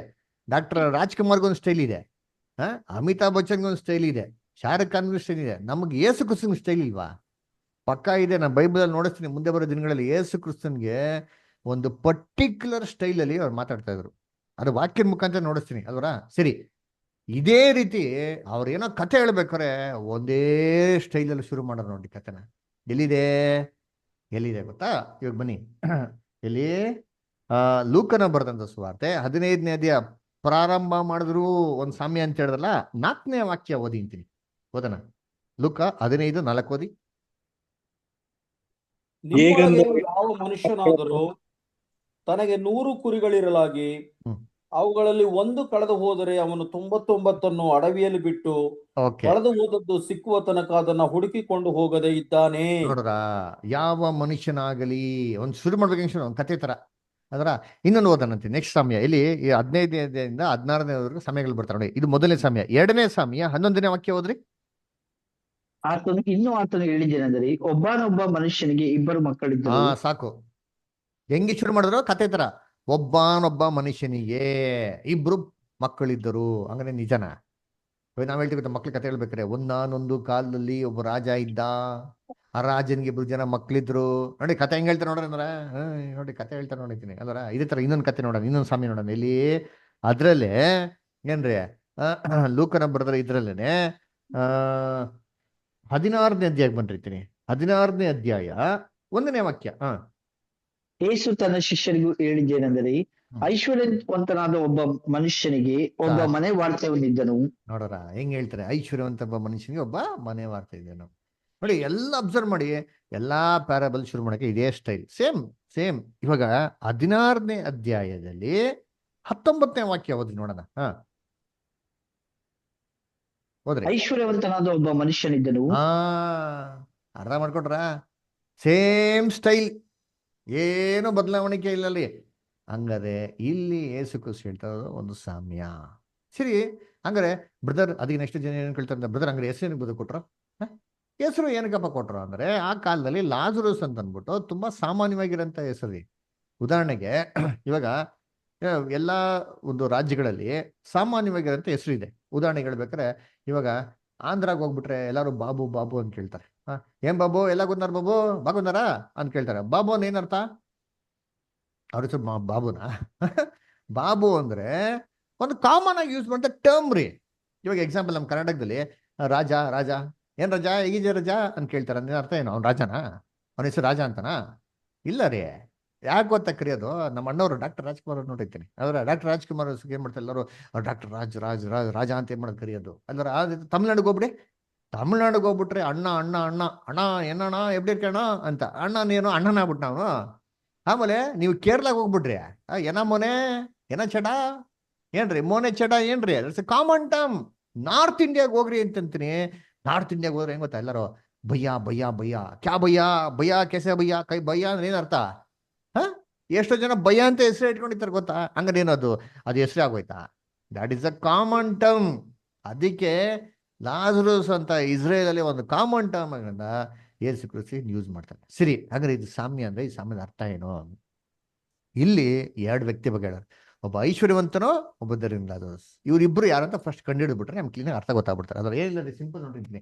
ಐಶ್ವರ್ಯವಂತನ್ ಯಾರು ಅದರ ಕರ್ತನಲ್ಲಿ ಪ್ರೀತಿ ಅಂತ ಹೇಳಿ ಇಲ್ಲಿ ನಮ್ಗೆ ಕ್ಲೂ ಕೊಟ್ಟಿದ್ದಾರೆ. ಏನಂತಾರೆ, ಐಶ್ವರ್ಯವಂತ ಏನ್ ಬಟ್ಟೆ ಹಾಕಿದ್ದ ಅಂತ ಕೊಟ್ಟಿದ್ದಾರೆ. ಏನಂತ ಕೊಟ್ಟಿದ್ದಾರೆ, ಸಕಲಾತಿ ನಯವಾದ ನಾರುಮುಡಿ ಮುಂತಾದ ವಸ್ತ್ರಗಳನ್ನು ಧರಿಸ್ಕೊಂಡು ಪ್ರತಿದಿನ ವೈಭವದೊಡನೆ ಸುಖ ಸಂತೋಷ ಪಡ್ತಿದ್ದಂತೆ. ಏನ್ ಧರಿಸ್ಕೊಂಡಿದ್ದಂತೆ ಬಟ್ಟೆ? ಏನ್ರಿ? ನಾರು ಮುಡಿ ಮುಂತಾದ ವಸ್ತ್ರಗಳು. ಇಂಗ್ಲಿಷಲ್ಲಿ ಯಾರಾದ್ರೂ ಈ ವಾಕ್ಯನ ಓದಿದ್ದೀನಿ. Luke 16 chapter 19th verse. ಇರಿ, ನಮ್ ವಿಕ್ರಮ್ ಬದರ್ ಇದು ನೋಡೋಣ. ವಿಕ್ರಮ್ ಬದರ್ ಇಂಗ್ಲಿಷಲ್ಲಿ ಓದ್ಬೋದಾ? Luke 16:19, is it possible? ಓದ್ತೀನಿ ಬ್ರದರ್, ಒಂದ್ ನಿಮಿಷ. ಓದಿ ವಿಕ್ರಮ್ ಬದರ್.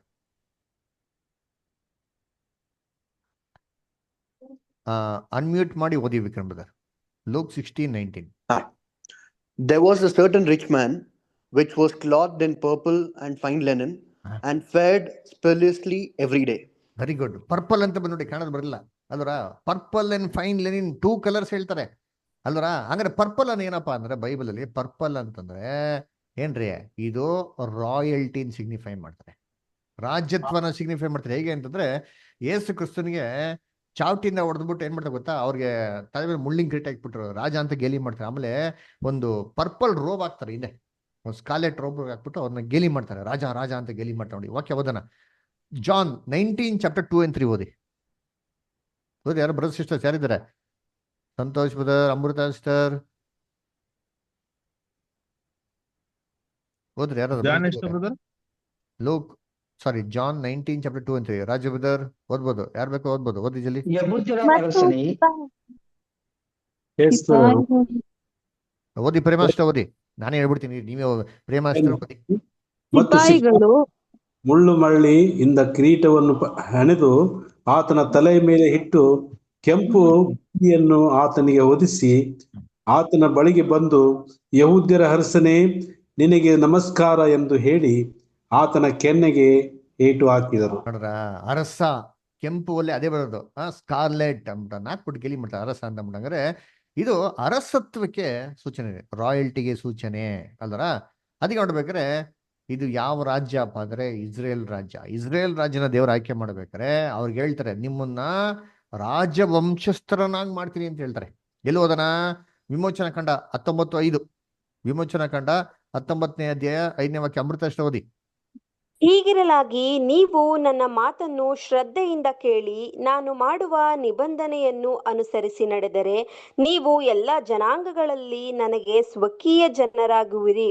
ಸಮಸ್ತ ಭೂಮಿಯು ನನ್ನದಷ್ಟೇ. ಸ್ವಕೀಯ ಜನರಾಗಿರ್ತಾರೆ, ನೀವು ಸ್ಪೆಷಲ್ ಕ್ಲಾಸ್ ಆಫ್ ಪೀಪಲ್ ಆಗಿರ್ತೀರ ಅಂತ ಹೇಳ್ತಾರೆ. ಅದನ್ನ ನೋಡ್ಬೇಕಾದ್ರೆ ಈ ಸ್ಪೆಷಲ್ ಕ್ಲಾಸ್ ಆಫ್ ಪೀಪಲ್ ಯಾವ್ದು ಅಂದ್ರೆ ಇಸ್ರೇಲ್ ಆಸ್ ಅ ನೇಷನ್. ಅಂದ್ರೆ ಇವರು ದೇವ್ರಿಗೆ ತುಂಬಾ ಸ್ಪೆಷಲ್ ಕ್ಲಾಸ್ ಆಫ್ ಪೀಪಲ್ ಆಗಿದ್ರು. ಅದಕ್ಕೆ ನೋಡ್ಬೇಕಾದ್ರೆ ಏನ್ರಿ ಹೆಂಗೆ ಸ್ಪೆಷಲ್ ಕ್ಲಾಸ್ ಅಂದ್ರೆ ಎಂಥ ಅದ್ಭುತ ಮಾಡಿ ಐಗುಪ್ತ ದೇಶಕ್ಕೆ ಕರ್ಕೊಂಡ್ಬಂದ್ರು ನೋಡಿದ್ರಿ. ಕಾನಾನ್ ದೇಶಕ್ಕೆ ಕರ್ಕೊಂಡು ಹೋಗ್ತಾರೆ. ಎಂತೆಂಥ ಅದ್ಭುತಗಳು. ಒಂದಿನ ಇಸ್ರೇಲ್ ಜನಗಳಿಗೆ ಕೆಲಸ ಮಾಡೋದಿಲ್ಲ, ಬಿತ್ತನೆ ಮಾಡಲಿ ಅಂತ ಇಲ್ಲ.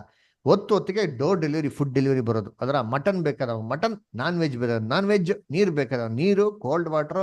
ಅದರ ಬೆಳಿಗ್ಗೆ ಲೈಟಿಂಗು, ನೈಟ್ ಆದ್ರೆ ಏನ್ರಿ full cold chill weather shelter, clouds ಅಲ್ವರ ಎಲ್ಲ ಇತ್ತಲ್ಲ, ಎಲ್ಲ ವ್ಯವಸ್ಥೆ ಮಾಡಿದ್ರು, ದೇವ್ರು ಕೊಟ್ಟಿದ್ರು. ಇದೇ ನೋಡ್ಬೇಕ್ರೆ ಯಾರಪ್ಪ ಅಂದ್ರೆ ಇದು ಐಶ್ವರ್ಯವಂತನಾಗಿರೋ ಇಸ್ರೇಲ್ ರಾಜ್ಯ, ಅದನ್ನ ಸೂಚನೆ ಮಾಡ್ತಾರೆ. ಆಮೇಲೆ ವೈಟ್ ಲೆನಿನ್ ಹಾಕಿದ್ದ ಅಂತ ಹೇಳ್ತಾರಲ್ಲ, ಏನ್ರಿ ನಾರುಮುಡಿ. ನಾರುಮುಡಿ ಬೈಬಲ್ ಅರ್ಥ ಏನು? ಪ್ರಕಟಣೆ 19:8. ಪ್ರೇಮ ಸಿಸ್ಟರ್ ಓದ್ತೀರಾ? ರೆವಲ್ಯೂಷನ್ 19:8.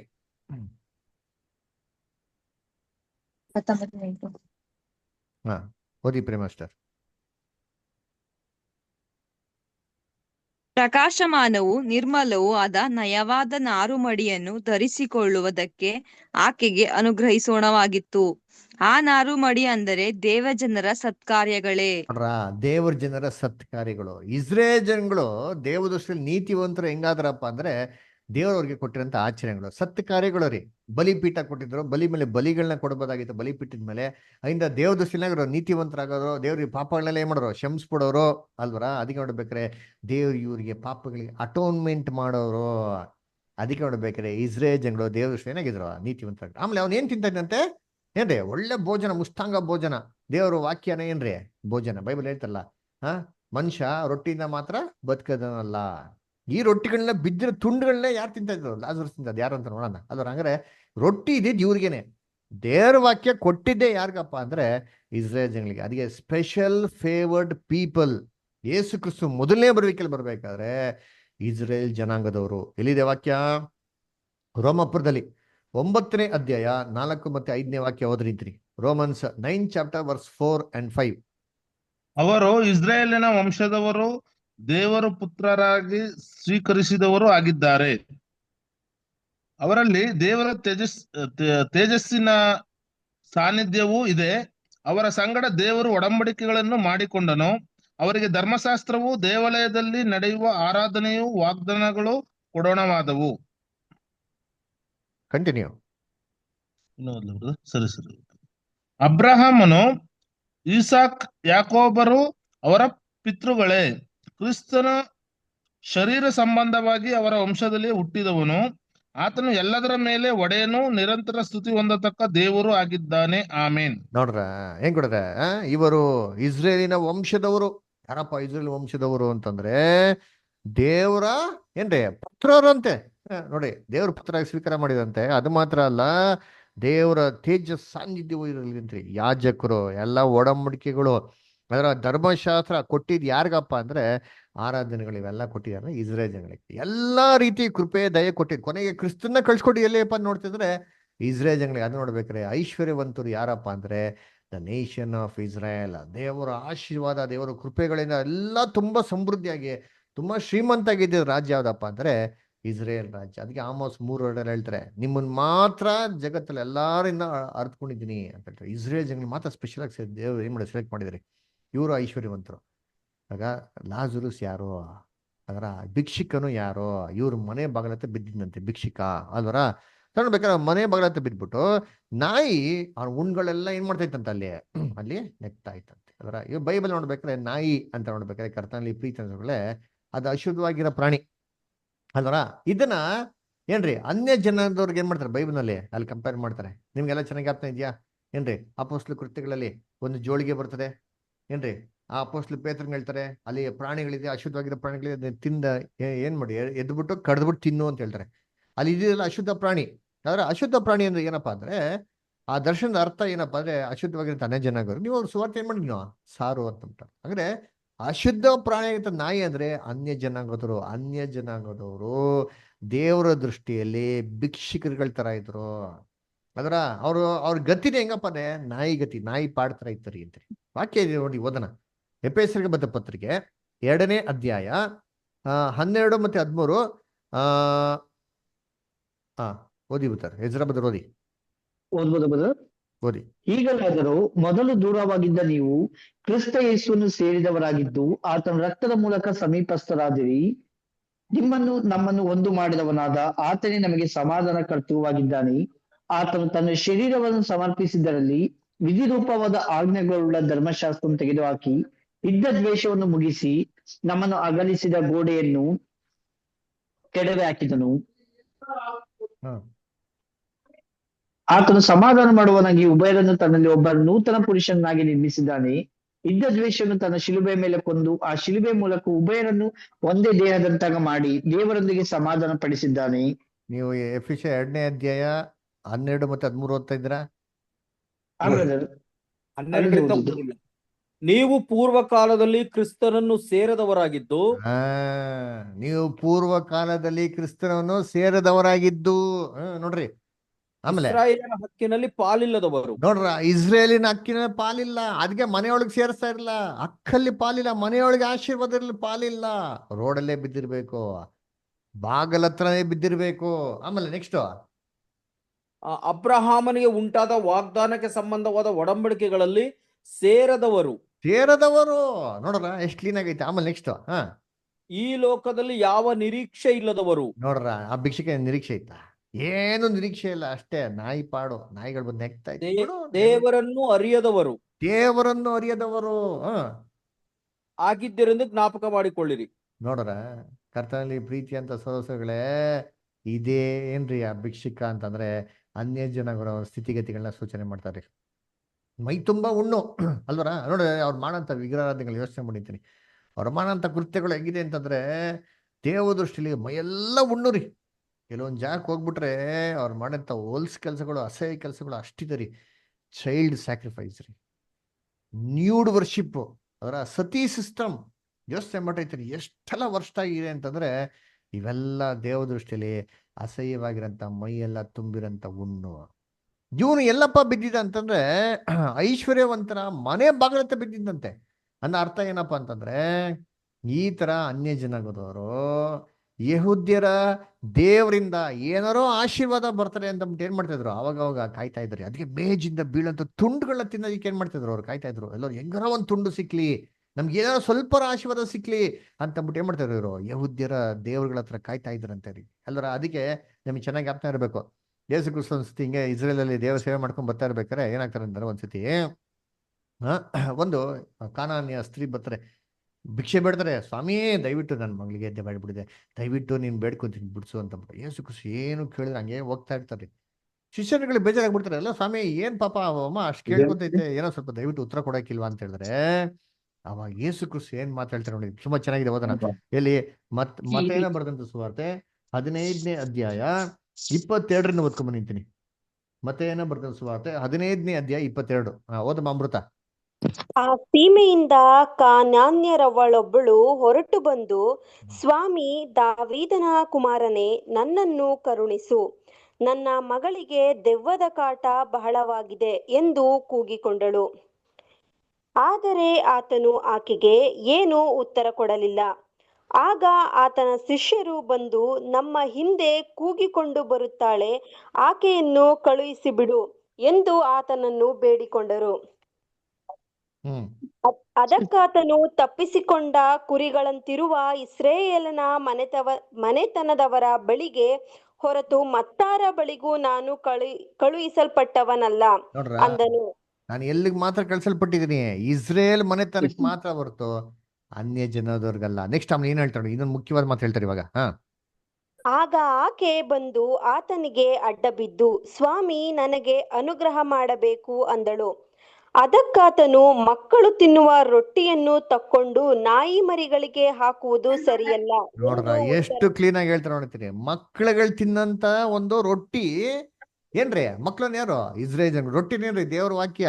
ಮಕ್ಳುಗಳು ತಿನ್ನಂತ ದೇವ್ರ ವಾಕ್ಯ, ದೇವ್ರ ಆಶೀರ್ವಾದನ ನಾಯಿಗಳಿಗೆ ಕೊಡೋದೇನಲ್ಲ ಸರಿ. ನಾಯಿಗಳೇನ್ರಿ ಅನ್ಯ ಜನ ಇದು ಕೊಡೋ ಸರಿಯಲ್ಲ, ದೇವ್ ಸಿಗ್ತಲ್ಲ ಅಂತ ಹೇಳ್ತಾರೆ. ಅದಕ್ಕೆ ಸ್ತ್ರೀ ಏನ್ ಉತ್ತರ ಕೊಡ್ತಾರೆ ನೋಡ್ರಿ ಅಂತೀನಿ, ಎಷ್ಟು ಚೆನ್ನಾಗಿದೆ. ಓದಮ್ಮ. ಎಂದು ಉತ್ತರ ಕೊಡಲು ಆಕೆ, ಸ್ವಾಮಿ ಆ ಮಾತು ನಿಜವೇ. ನಾಯಿ ಮರಿಗಳಿಗಂತೂ ತಮ್ಮ ಯಜಮಾನರ ಮೇಜಿನಿಂದ ಬೀಳುವ ರೊಟ್ಟಿಯ ತುಂಡುಗಳನ್ನು ತಿನ್ನುತ್ತಾವಲ್ಲ ಅಂದಳು. ಕರೆಕ್ಟಾಗಿ ಓದ್ಬೇಕು ಅಲ್ವರ, ಇಂಪಾರ್ಟೆಂಟ್ ಪದಗಳನ್ನ. ಏನ್ ಹೇಳ್ತಾರೆ ಅಲ್ಲಿ, ಸ್ವಾಮಿ ಹೌದು ಕರೆಕ್ಟು, ಆದ್ರೆ ನಾಯಿಗಳಂತೂ ಏನ್ ಮಾಡ್ತಾರಂತೆ, ಯಜಮಾನಿನ ಮೇಜಿನ ಬೀಳಂತ ತುಂಡುಗಳನ್ನ ತಿಂತವಲ್ಲ ಅಂತ ಕೇಳ್ತಾರೆ ನೋಡಿ ಅಂತೀನಿ. ಹಂಗಾರೆ ಏನು ಯಜಮಾನ್ರನ್ನ ಯಾರು, ಮೇಜನ್ನ ಏನು ಇಸ್ರೇಲ್ ಜನಗಳ ಮೇಜು, ಅವರಲ್ಲಿ ಆಶೀರ್ವಾದ ಇದೆಯಲ್ಲ ದೇವ್ರೆ, ಅವ್ರಿಗೆ ಆಗ್ತಾ ಇದೆಯಲ್ಲ, ದಯವಿಟ್ಟು ಒಂದು ತುಂಡು ಬಿಸಾಕ್ ನನಗೆ ಸಾಕು ಅಂತ ಹೇಳ್ತಾರೆ. ಯಾರಿಗೆ, ನಾಯಿ ಅಂತೀರ ಅಂತ ನಮಗೆ ಅಂತ ಹೇಳ್ತಾರೆ. ಹಂಗಾರೆ ಏನಪ್ಪ ಅರ್ಥ ಅಂದ್ರೆ, ಐಶ್ವರ್ಯವಂತನು ಏನ್ರಿ ಮೇಜಿಂದ ಬೀಳಂತ ಒಂದು ತುಂಡನ್ನ ಯಾರಪ್ಪ ತಿನ್ನಕ್ ಕಾಯ್ತಾ ಇದ್ರು ಅಂತಂದ್ರೆ ಲಾಜರಸ್ ಕಾಯ್ತಾ ಇದ್ದಂತೆ. ಒಂದೇ ಒಂದು ಸ್ವಲ್ಪ ತುಂಡು ಅಂದ್ರೆ ಸ್ವಲ್ಪ ಆಶೀರ್ವಾದಗಳನ್ನ ಇಸ್ರೇಲ್ ಜನಗಳು ಅಂತ ಪಡ್ಕೊಳೋದಿಕ್ಕೆ ಯಾರಪ್ಪ ಕಾಯ್ತಾ ಇದ್ರು ಅಂತ ನೋಡ್ತೀವಿ ಅಂದ್ರೆ ಅನ್ಯ ಜನಾಂಗದವರು. ಆದ್ರೆ ದೇವ್ರವ್ರಿಗೆ ದಯಪಾಲಿಸಿದ್ರ ಅಂದ್ರೆ ಇಲ್ಲ ರೀ. ಯಾಕೆ ಗೊತ್ತಾ, ಮಕ್ಳುಗಳು ತಿನ್ನಂತ ರೊಟ್ಟಿ ನಾಯಿಗಳಿಗೆ ಹಾಕ್ರೆ ಏನ್ ಬತ್ತ ಗೊತ್ತಾ, ಗಜ್ಜಿ ರೋಗ ಬಂದ್ಬಿಡ್ತಾರೆ. ಅದಕ್ಕೆ ದೇವ್ರ ಅವ್ರಿಗೆ ಜಾಸ್ತಿ ಆಶೀರ್ವಾದ ಮಾಡಿದ್ರು. ರೇರು ಕಾನಾನ್ ಸ್ತ್ರೀಗೆ ಆಶೀರ್ವಾದ ಮಾಡಿದ್ರು, ನಾಮನ್ಗೆ ಆಶೀರ್ವಾದ ಮಾಡಿದ್ರು, ತುಂಬಾ ರೇರು ಅಷ್ಟೇ. ಎಲ್ಲರಿಗೂ ಆಶೀರ್ವಾದ ಮಾಡಿದ್ರೆ ಇಲ್ಲ ರೀ, ಆಶೀರ್ವಾದ ಮಾಡಿಲ್ಲ ರೀ. ಇದು ಒಂದ್ ಕಾಲ ಇತ್ತು ರೀ, ಯಹೂದ್ಯರಿಗೆ ಒಂದ್ ಕಾಲ ಇತ್ತು.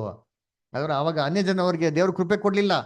ಆದ್ರೆ ನೆಕ್ಸ್ಟ್ ಸಾಮ್ಯದಲ್ಲಿ ಏನಪ್ಪ ನೋಡ್ತಾರೆ, ಒಂದು ಕಾಲ ಬಂತು, ಇಬ್ರು ತೀರೋದ್ರು ಅಂತ ಬರ್ತಾರೆ. ಇಬ್ರಿಗೂ ಮರಣ ಬಂತು, ಇಬ್ರಿಗೂ ಉತ್ತರಕ್ರಿಯೆ ಆಯ್ತು ಅಂತ ನೋಡ್ತೀನಿ. ನಾನು ಏನಪ್ಪಾ ಸೂಚನೆ ಅಂತಂದ್ರೆ, ಇಬ್ರಿಗೂ ಕಾಲ ಮುಗೀತು. ಯಹೂದ್ಯರಿಗೆ ಕಾಲ ಇತ್ತು, ಒಂದು ಕೃಪೆಯ ಕಾಲ ಮುಗೀತು. ಅನ್ಯ ಜನಗಳಿಗೆ ದೇವರ ಕೋಪದ ಕಾಲ ಇತ್ತು, ಅದೇನಾಯ್ತು, ಮುಗೀತು, ಅಂತ್ಯವಾಯಿತು. ಎಲ್ಲಿ ಕೊಟ್ಟಿದ್ದಾರೆ, ರೋಮಾಪುರದಲ್ಲಿ 10ನೇ ಅಧ್ಯಾಯ 4ನೇ ವಾಕ್ಯ. ಪ್ರೇಮ ಸಿಸ್ಟರ್ ಓದಿ.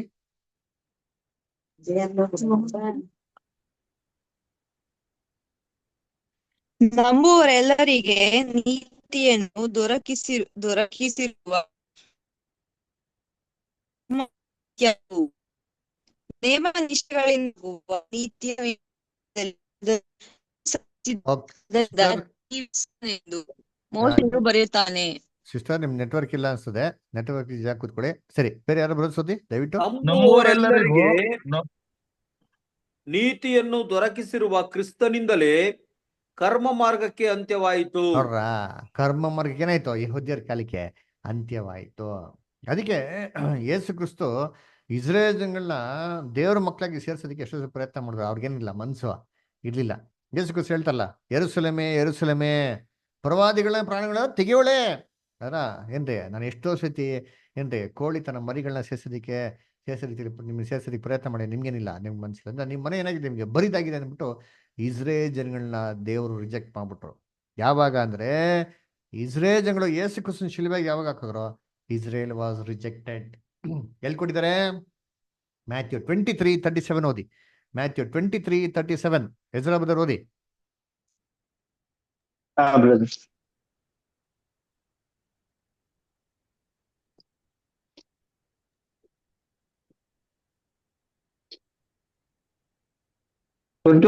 Brother. 23rd chapter, Matthew 37th verse.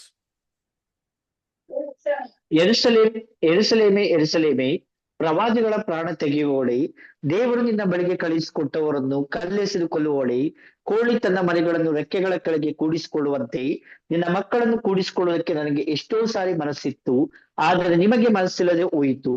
ನೋಡ್ರ, ನಿಮಗೆ ಮನಸ್ಸಿಲ್ಲದೆ ಹೋಯ್ತು. ಆಮೇಲೆ ನೋಡಿರಿ, ನಿಮ್ಮ ಆಲಯವು ನಿಮಗೆ ಬರಿದಾಗಿ ಬಿಟ್ಟದೆ. ನೋಡ್ರ, ಈಗಿನಿಂದ ಕರ್ತನ ಹೆಸರಿನಲ್ಲಿ ಬರುವವನಿಗೆ ಆಶೀರ್ವಾದ ಎಂದು ನೀವು ಹೇಳುವ ತನಕ ನೀವು ನನ್ನನ್ನು ನೋಡುವುದೇ ಇಲ್ಲವೆಂದು ನಿಮ್ಗೆ ಹೇಳುತ್ತೇನೆ ಅಂದನು. ನಿಮ್ ಮನೆ ಬರಿದಾಗಿದೆ, ರಿಜೆಕ್ಟೆಡ್. ನೀವು ಆಶೀರ್ವಾದ ಅಂತ ಹೇಳೋ ತನಕ ನೀವು ಬರೋದೇ ಇಲ್ಲ ಅಂದ್ರಿ, ಕ್ರಿಸ್ತನ ಐಡೆಂಟಿಫೈ ಮಾಡೋ ತನಕ ಕೊಡೋದೇ ಇಲ್ಲ ಅಂತ ಅಂದ್ಬಿಟ್ರು. ಇಸ್ರೇಲ್ ಜನಗಳಿಗೆ ಡಿಸ್ಫೇವರ್ ಶುರು ಆಯ್ತು. ಆದ್ರೆ ಅವಾಗಿಂದ ಅನ್ಯ ಜನದವ್ರಿಗೆ ದೇವರ ಕೃಪೆ ಏನಾಯ್ತು ಗೊತ್ತಾ? ಬರೋದಿಕ್ ಶುರು ಆಯ್ತು. Acts 13:46. ಪ್ರೇಮ ಸಿಸ್ಟರ್ ಓದ್ತೀರಾ? ದಯವಿಟ್ಟು ನೆಟ್ವರ್ಕ್ ಜಾಗ ಬಂದು ಓದಿ.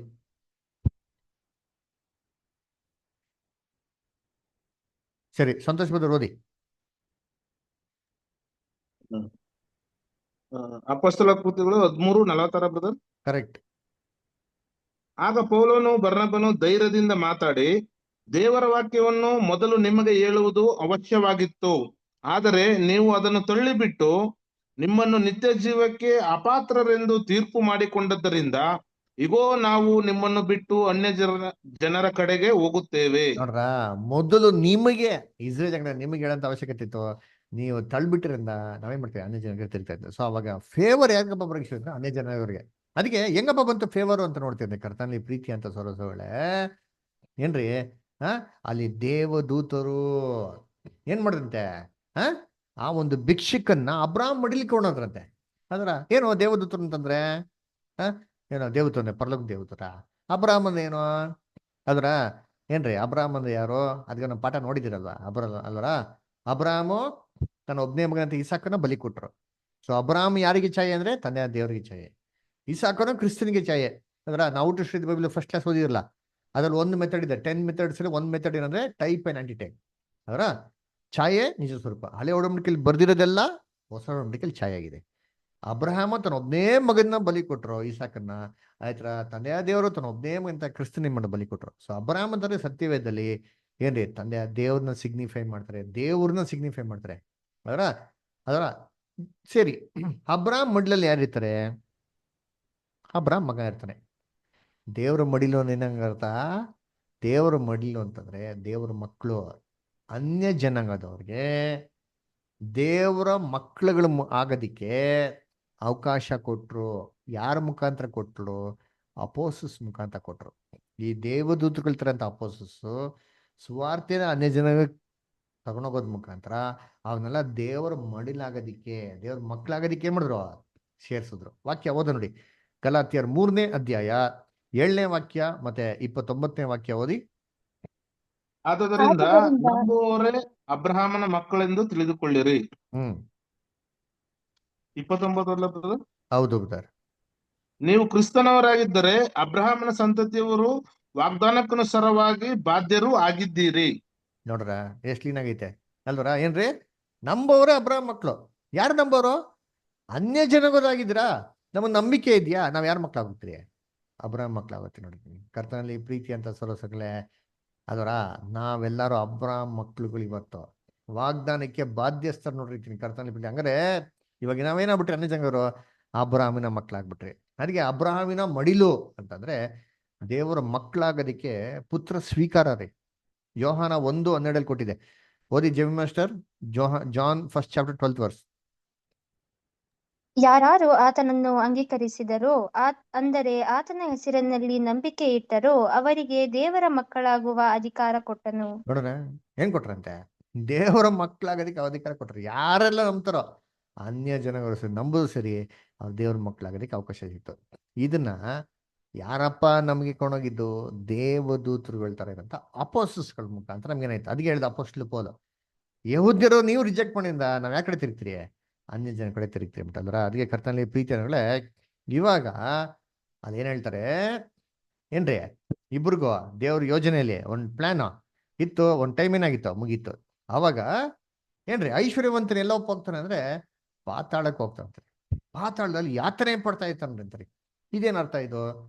ಯಾವಾಗ ದೇವರು ಇಸ್ರೇಲ್ ಜನಗಳನ್ನ ಕೈ ಬಿಟ್ರೋ ಅದರ ಇಸ್ರೇಲ್ ಜನಗಳಿಗೆ ದೇವ್ರ ಭಯಂಕರವಾಗಿರೋ ಕೋಪ ಏನಾಗ್ತದೆ ಬಂತುರಿ.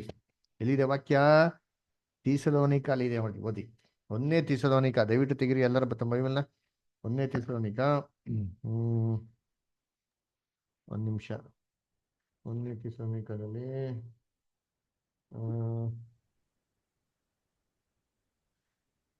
2ನೇ ಅಧ್ಯಾಯ 15 ಮತ್ತೆ 16 ನಮ್ಮ ಓದಿ ಎಜ್ರ ಬ್ರದರ್. ಆ ಯಹೂದ್ಯರು ಕರ್ತನಾದ ಯೇಸುವನ್ನು ಪ್ರವಾದಿಗಳನ್ನು ಕೊಂದರು, ನಮ್ಮನ್ನು ಅಟ್ಟಿಬಿಟ್ಟರು. ಅವರು ದೇವರನ್ನು ಮೆಚ್ಚಿಸುವವರಲ್ಲ, ಎಲ್ಲಾ ಮನುಷ್ಯರಿಗೂ ವಿರೋಧಿಗಳಾಗಿದ್ದಾರೆ. ಅನ್ಯ ಜನರಿಗೆ ರಕ್ಷಣೆ ಆಗುವಂತೆ ಸುವಾರ್ತೆಯನ್ನು ಹೇಳುವ ನಮಗೆ ಅಡ್ಡಿ ಮಾಡುತ್ತಾರೆ. ಹೀಗೆ ತಮ್ಮ ಪಾಪ ಕೃತ್ಯಗಳನ್ನು ಎಲ್ಲಾ ಕಾಲಗಳಲ್ಲಿಯೂ ಪರಿಪೂರ್ಣ ಮಾಡುವುದಕ್ಕೆ ಹೋಗುತ್ತಾರೆ. ಆದರೆ ದೇವರ ಕೋಪವು ಅವರ ಮೇಲೆ ಸಂಪೂರ್ಣವಾಗುತ್ತಾ ಬಂತು. ಏನಂತೆ? ಏನ್ ಬಂತಂತೆ ಅವ್ರ ಮೇಲೆ? ದೇವರ ಕೋಪ ಸಂಪೂರ್ಣವಾಗುತ್ತಾ ಬಂತು. ದೇವ್ರ ಕೋಪ ಬಂದ್ರೆ ಯಾತನೆ ಇರ್ತಾರ ಇಲ್ಲ, ವೇದನೆ ಇರ್ತಾರ ಇಲ್ಲ, ಹಿಂಸೆ ಇರ್ತಾರ ಇಲ್ವಾ? ಇರ್ತದ್ರಿ. ಇಸ್ರೇಲ್ಗಳಿಗೆ ಹೆಂಗಪ್ಪ ಕೊಟ್ರು ಅಂತಾರೆ. 70ನೇ ಏಡಿಲಿ ಯಾರು ಇಷ್ಟು ತೆಗೆದು ನೋಡಿಲ್ಲ, ಎಲ್ಲ ಯೂಟ್ಯೂಬ್ ಅಲ್ಲಿ ಸರ್ಚ್ ಮಾಡಿ, ಹಿಸ್ಟ್ರಿ ಚಾನಲ್ ದಯವಿಟ್ಟು ನೋಡ್ರಿ ಅಂತೀನಿ. ಇಸ್ರೇಲ್ ಅಲ್ಲಿ ಕೋಟೆನೇ ಬಿಟ್ಟಿಲ್ಲ ರೀ, ವಾಡದ್ ಬಿಸಾಕ್ಬಿಟ್ರು. ಯೇಸು ಕ್ರಿಸ್ತ ಹೇಳ್ತಾರೆ ಒಂದು ಕಲ್ ಮೇಲೆ ಒಂದು ಕಲ್ಲಿರಲ್ಲ ಅಂತ. ಆಲಯದಲ್ಲಿ ಹಂಗೆ ಮಾರ್ಬಿಟ್ರಿ. ಆಲಯನ ಒಡೆದಾಕ್ತಾ ನೋಡಿರ್ತೀನಿ, ಆಲಯದ ಒಂದು ಕಲ್ಲು ಮೇಲೆ ಇರಲ್ಲ. ಆತರ ರೋಮನ್ಸು ಇಸ್ರೇಲ್ ನಾಶ ಮಾಡಕ್ ಬಿಡ್ತಾರೆ. ಒಬ್ಬ ಯಹೂದ್ಯನು ಕೂಡ ಜೀವಂತವಾಗಿ ತಪ್ಪಿಸ್ಕೊಂಬಾರ್ದು. ಆ ರೀತಿ ಏನ್ ಮಾಡ್ತಾರೆ ರೋಮನ್ಸು, ಭಯಂಕರವಾಗಿ ಸ್ಟ್ರಿಕ್ಟ್ ರೂಲ್ಸ್ ಮಾಡ್ಬಿಡ್ತಾರೆ. ಇಸ್ರೇಲ್ ಜನಗಳೆಲ್ಲಾನು ಸಾಯಿಸೋದಕ್ಕೆ ಶಿಲ್ಬೆ ಮೇಲೆ ಹಾಕ್ಬಿಡ್ತಾರೆ. ಕೊನೆಗೆ ಅಲ್ಲಿ ಶಿಲ್ಬೆ ಖಾಲಿ ಆಗ್ಬಿಡ್ತಾರೆ. ಅವಾಗ ಏನ್ ಮಾಡ್ತಾರೆ, ಯಹೂದ್ಯರನ್ನ ತಗೊಂಡು ಹೋಗಿ ಯಾವ ಮರಕ್ ಸಿಕ್ತಾರೋ ಮರಕ್ ಹೊಡೆದ್ ಸಾಯಿಸಾಕ್ಬಿಡ್ತಾರೆ. ಇಂದ ನೇಣಾಗ ಈ ತರ ಶಿಲ್ಬೆ ಹೊಡೆದಾಕ್ಬಿಡ್ತಾರೆ. ಹಿಂಗೆ ನಾವು ನೋಡಿದ್ರೆ ಶಿಲ್ಬೆ ಹಿಂಗೆ ಅದೆಲ್ಲ ಖಾಲಿ ಆಗೋಯ್ತು. ಏನ್ ಗೊತ್ತಾ ಮಾಡ್ತಾರೆ, ಮರಕ್ಕೆ ಹಿಂಗಿಂಗ್ ಹೊಡೆದ್ಬಿಡ್ತಾರೆ ನೋಡ್ರಿದ್ದೀನಿ ಅಲ್ಲರ. ಯಾಕಂದ್ರೆ ಇವ್ರಿಗೆ ದೇವರು ಕೋಪ ಇವ್ರ ಮೇಲೆ ಪೂರ್ತಿಯಾಗಿ ಬಂತು ನೋಡ್ರಿ. ಈ ತರ ಇಸ್ರೇಲ್ನ ನಾಶ ಆಗೋಯ್ತು. ಇದನ್ನ ಯೇಸು ಕ್ರಿಸ್ತು ಎಷ್ಟೋ ವಾಕ್ಯದಲ್ಲಿ ಹೇಳ್ತಾರೆ. ದಯವಿಟ್ಟು ಬರ್ಕೊಳ್ಳಿ ವಾಕ್ಯಗಳನ್ನ.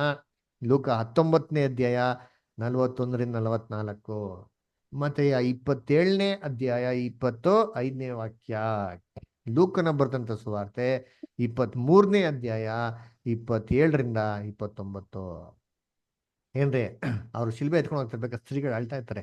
ಹೇಳ್ತಾರೆ ಸ್ತ್ರೀ ನೋಡ್ಬಿಟ್ಟು, ಅಯ್ಯೋ ನಮ್ಗಾಕೆ ಯಾಕಮ್ಮ ಅಳ್ತೀರಾ? ನಿಮ್ಗೆ ಅಳಿರಿ, ನಿಮಗ್ ಬರ್ತಾ ಇದ್ದ ದುರ್ಗತಿಗಳು ನೋಡ್ಕೊಂಡು ನೀವೇ ಮಾಡಿ ಅಳಿರಿ ಅಂತ ಹೇಳ್ತಾರೆ. ಯೆರೂಸಲೇಮ್ನ ನೋಡ್ಬಿಟ್ಟು ಯೇಸು ಕ್ರಿಸ್ತು ಕಣ್ಣೀರ್ ಬಿಟ್ಬಿಡ್ತಾರೆ. ಅಯ್ಯೋ ಯೆರೂಸಲೇಮೇ ಯೆರೂಸಲೇಮೇ ಅದರ ಇವಾಗಾರು ನೀನ್ ತಿಳ್ಕೊಂಡಿದ್ರೆ ಎಷ್ಟೋ ಚೆನ್ನಾಗಿರ್ತತ್ತಲ್ಲ ಅಂತ ಹೇಳ್ತಾರೆ. ಆ ವಾಕ್ಯ ಮಾತ್ರ ಓದೋಣ.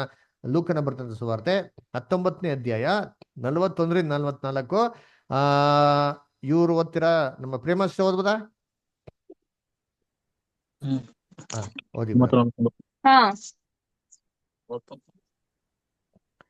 ತರುವಾಯ ಆತನು ಸಮೀಪಕ್ಕೆ ಬಂದಾಗ ಪಟ್ಟಣವನ್ನು ನೋಡಿ ಅದರ ವಿಷಯವಾಗಿ ಅತ್ತು, ನೀನಾದರೂ ಸಮಾಧಾನಕ್ಕೆ ಬೇಕಾದದ್ದನ್ನು ಇದೇ ದಿನದಲ್ಲಿ ತಿಳಿದುಕೊಂಡರೆ ಎಷ್ಟೋ ಒಳ್ಳೆಯದು. ಆದರೆ ಈಗ ಅದು ನಿನ್ನ ಕಣ್ಣಿಗೆ ಮರೆಯಾಗಿದೆ.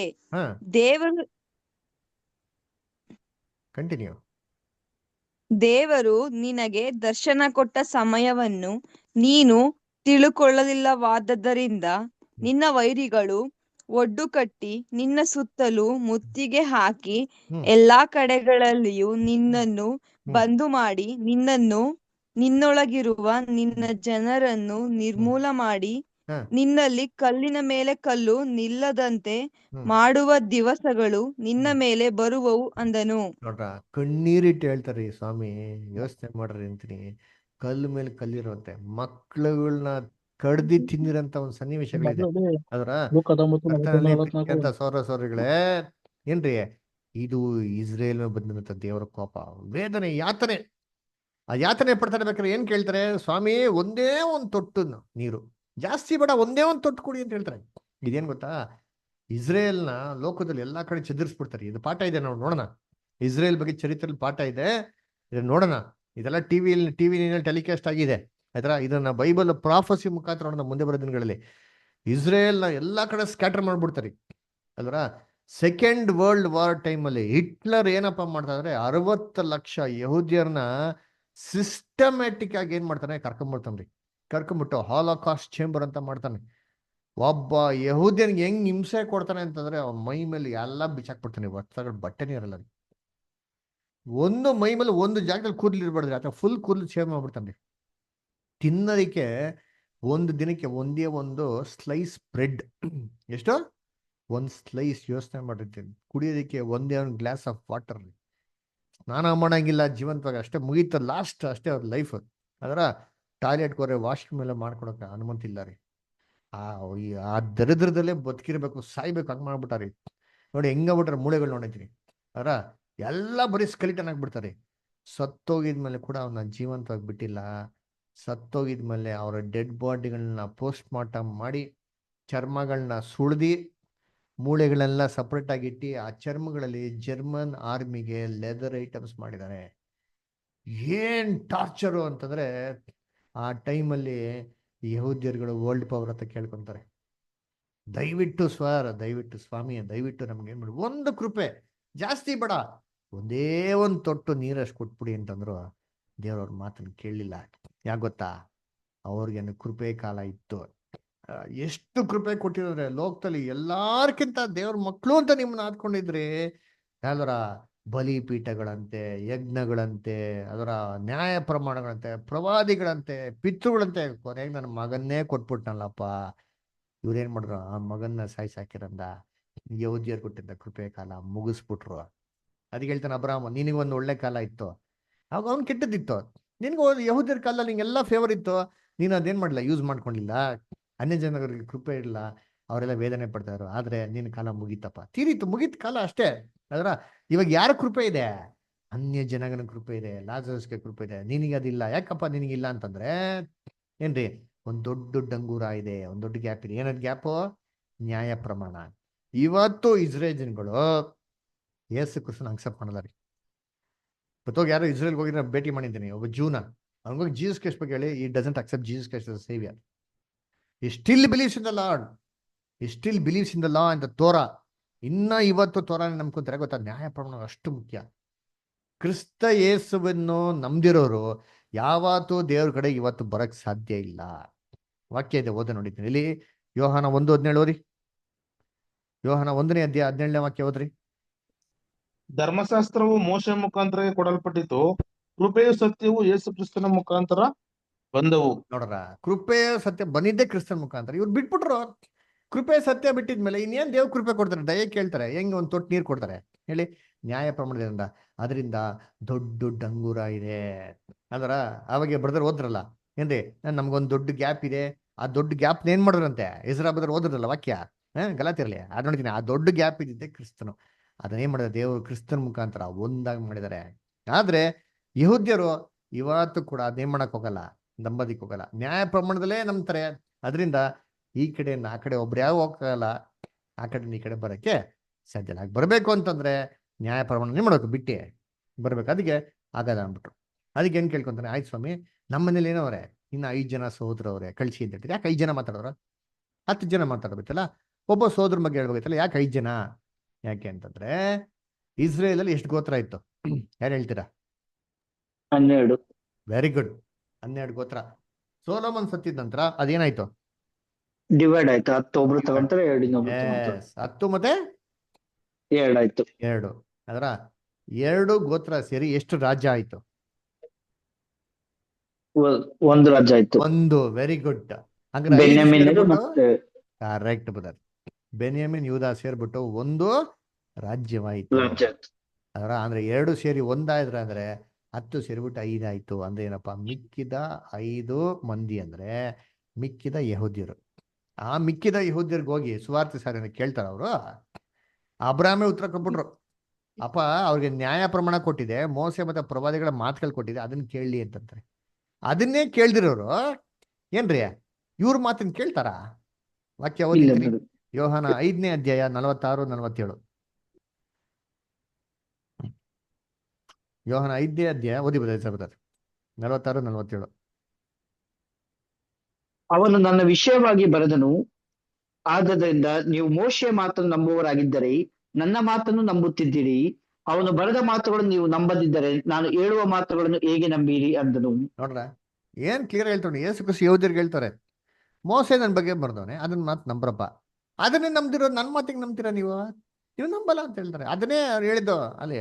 ಅದರ ದೇವ್ರು ಏನು ಉತ್ತರ ಕೊಟ್ರು, ಅಬ್ರಹಾಂ ಉತ್ತರ ಕೊಟ್ರು ಅಂದ್ರೆ ದೇವ್ರು ಏನು ಉತ್ತರ ಕೊಟ್ರು ಇಸ್ರೇಲ್ ಜನಗಳಿಗೆ ಅಂದ್ರೆ, ನೀವು ಮೋಸೆ ಧರ್ಮಶಾಸ್ತ್ರ ಮಾತನ್ನೇ ಕೇಳಿಲ್ಲ, ಅದಕ್ಕೆ ವಿಧಿಯಾಗಿ ನಡೆದಿಲ್ಲ. ಇನ್ನ ಸತ್ತರೊಳಗೊಬ್ರು ಅಂತ ಏನರ್ಥ? ಕ್ರಿಸ್ತನಲ್ಲಿ ಸತ್ತಿರಂತ ಕ್ರೈಸ್ತವರು. ನಾವೆಲ್ಲ ಸತ್ತಿರ್ತಾನೆ, ಕ್ರಿಸ್ತನಲ್ಲಿ ಸತ್ತಿದ್ದೀರಾ ಇಲ್ವಾ? ಓದಿ ವಾಕ್ಯ, ಕೊಲೋಸ್ಯರು 3:3 ಓದ್ರಿ. ಯಾರಾದ್ರೂ ಓದ್ರಿ ಕೊಲೋಸ್ಯರು 3:3. ಯಾರಾದ್ರೂ ಓದ್ರಿ ಅಂದ್ರೆ ಒಬ್ರು ಓದಲ್ಲ. ಯಾಕಂದರೆ ನೀವು ಸತ್ತಿರಲ್ಲ, ಹ್ಮ್ ನಿಮ್ಮ ಜೀವವು ಕ್ರಿಸ್ತನೊಂದಿಗೆ ದೇವರಲ್ಲಿ ಮರೆಯಾಗಿಟ್ಟದೆ. ನೋಡ್ರ, ಕ್ರೈಸ್ತವರಾಗಿರೋ ನಾವು ಕ್ರಿಸ್ತನಲ್ಲಿ ಸತ್ತಿದ್ದೀರಿ. ಈ ತರ ಸತ್ತಿರಂತ ಒಬ್ಬ ಕ್ರೈಸ್ತವ್ರು ಹೋಗ್ಬಿಟ್ಟು ಒಬ್ಬ ಯಹೂದ್ಯನಿಗೆ ಹೇಳಿದ್ರೆ ಅವ್ನು ಕೇಳ್ತಾನ? ನಮ್ ಬೈಬಲ್ ಇಟ್ಕೊಂಡು ನಮ್ಗೆ ಹೇಳ್ತಿಲ್ಲ ಹೋಗಪ್ಪ ಅಂತ ಕಳಿಸ್ತಾರೆ. ಅಟೆಂಡ್ ಮಾಡಿ ನೋಡಿ ಅಂತೀನಿ, ನಾನು ಟ್ರೈ ಮಾಡಿದ್ದೀನಿ. ಅದರ ಎಫೆಸರ್ ಬರೆದ ಪತ್ರಿಕೆ 2:1 ಓದಿ.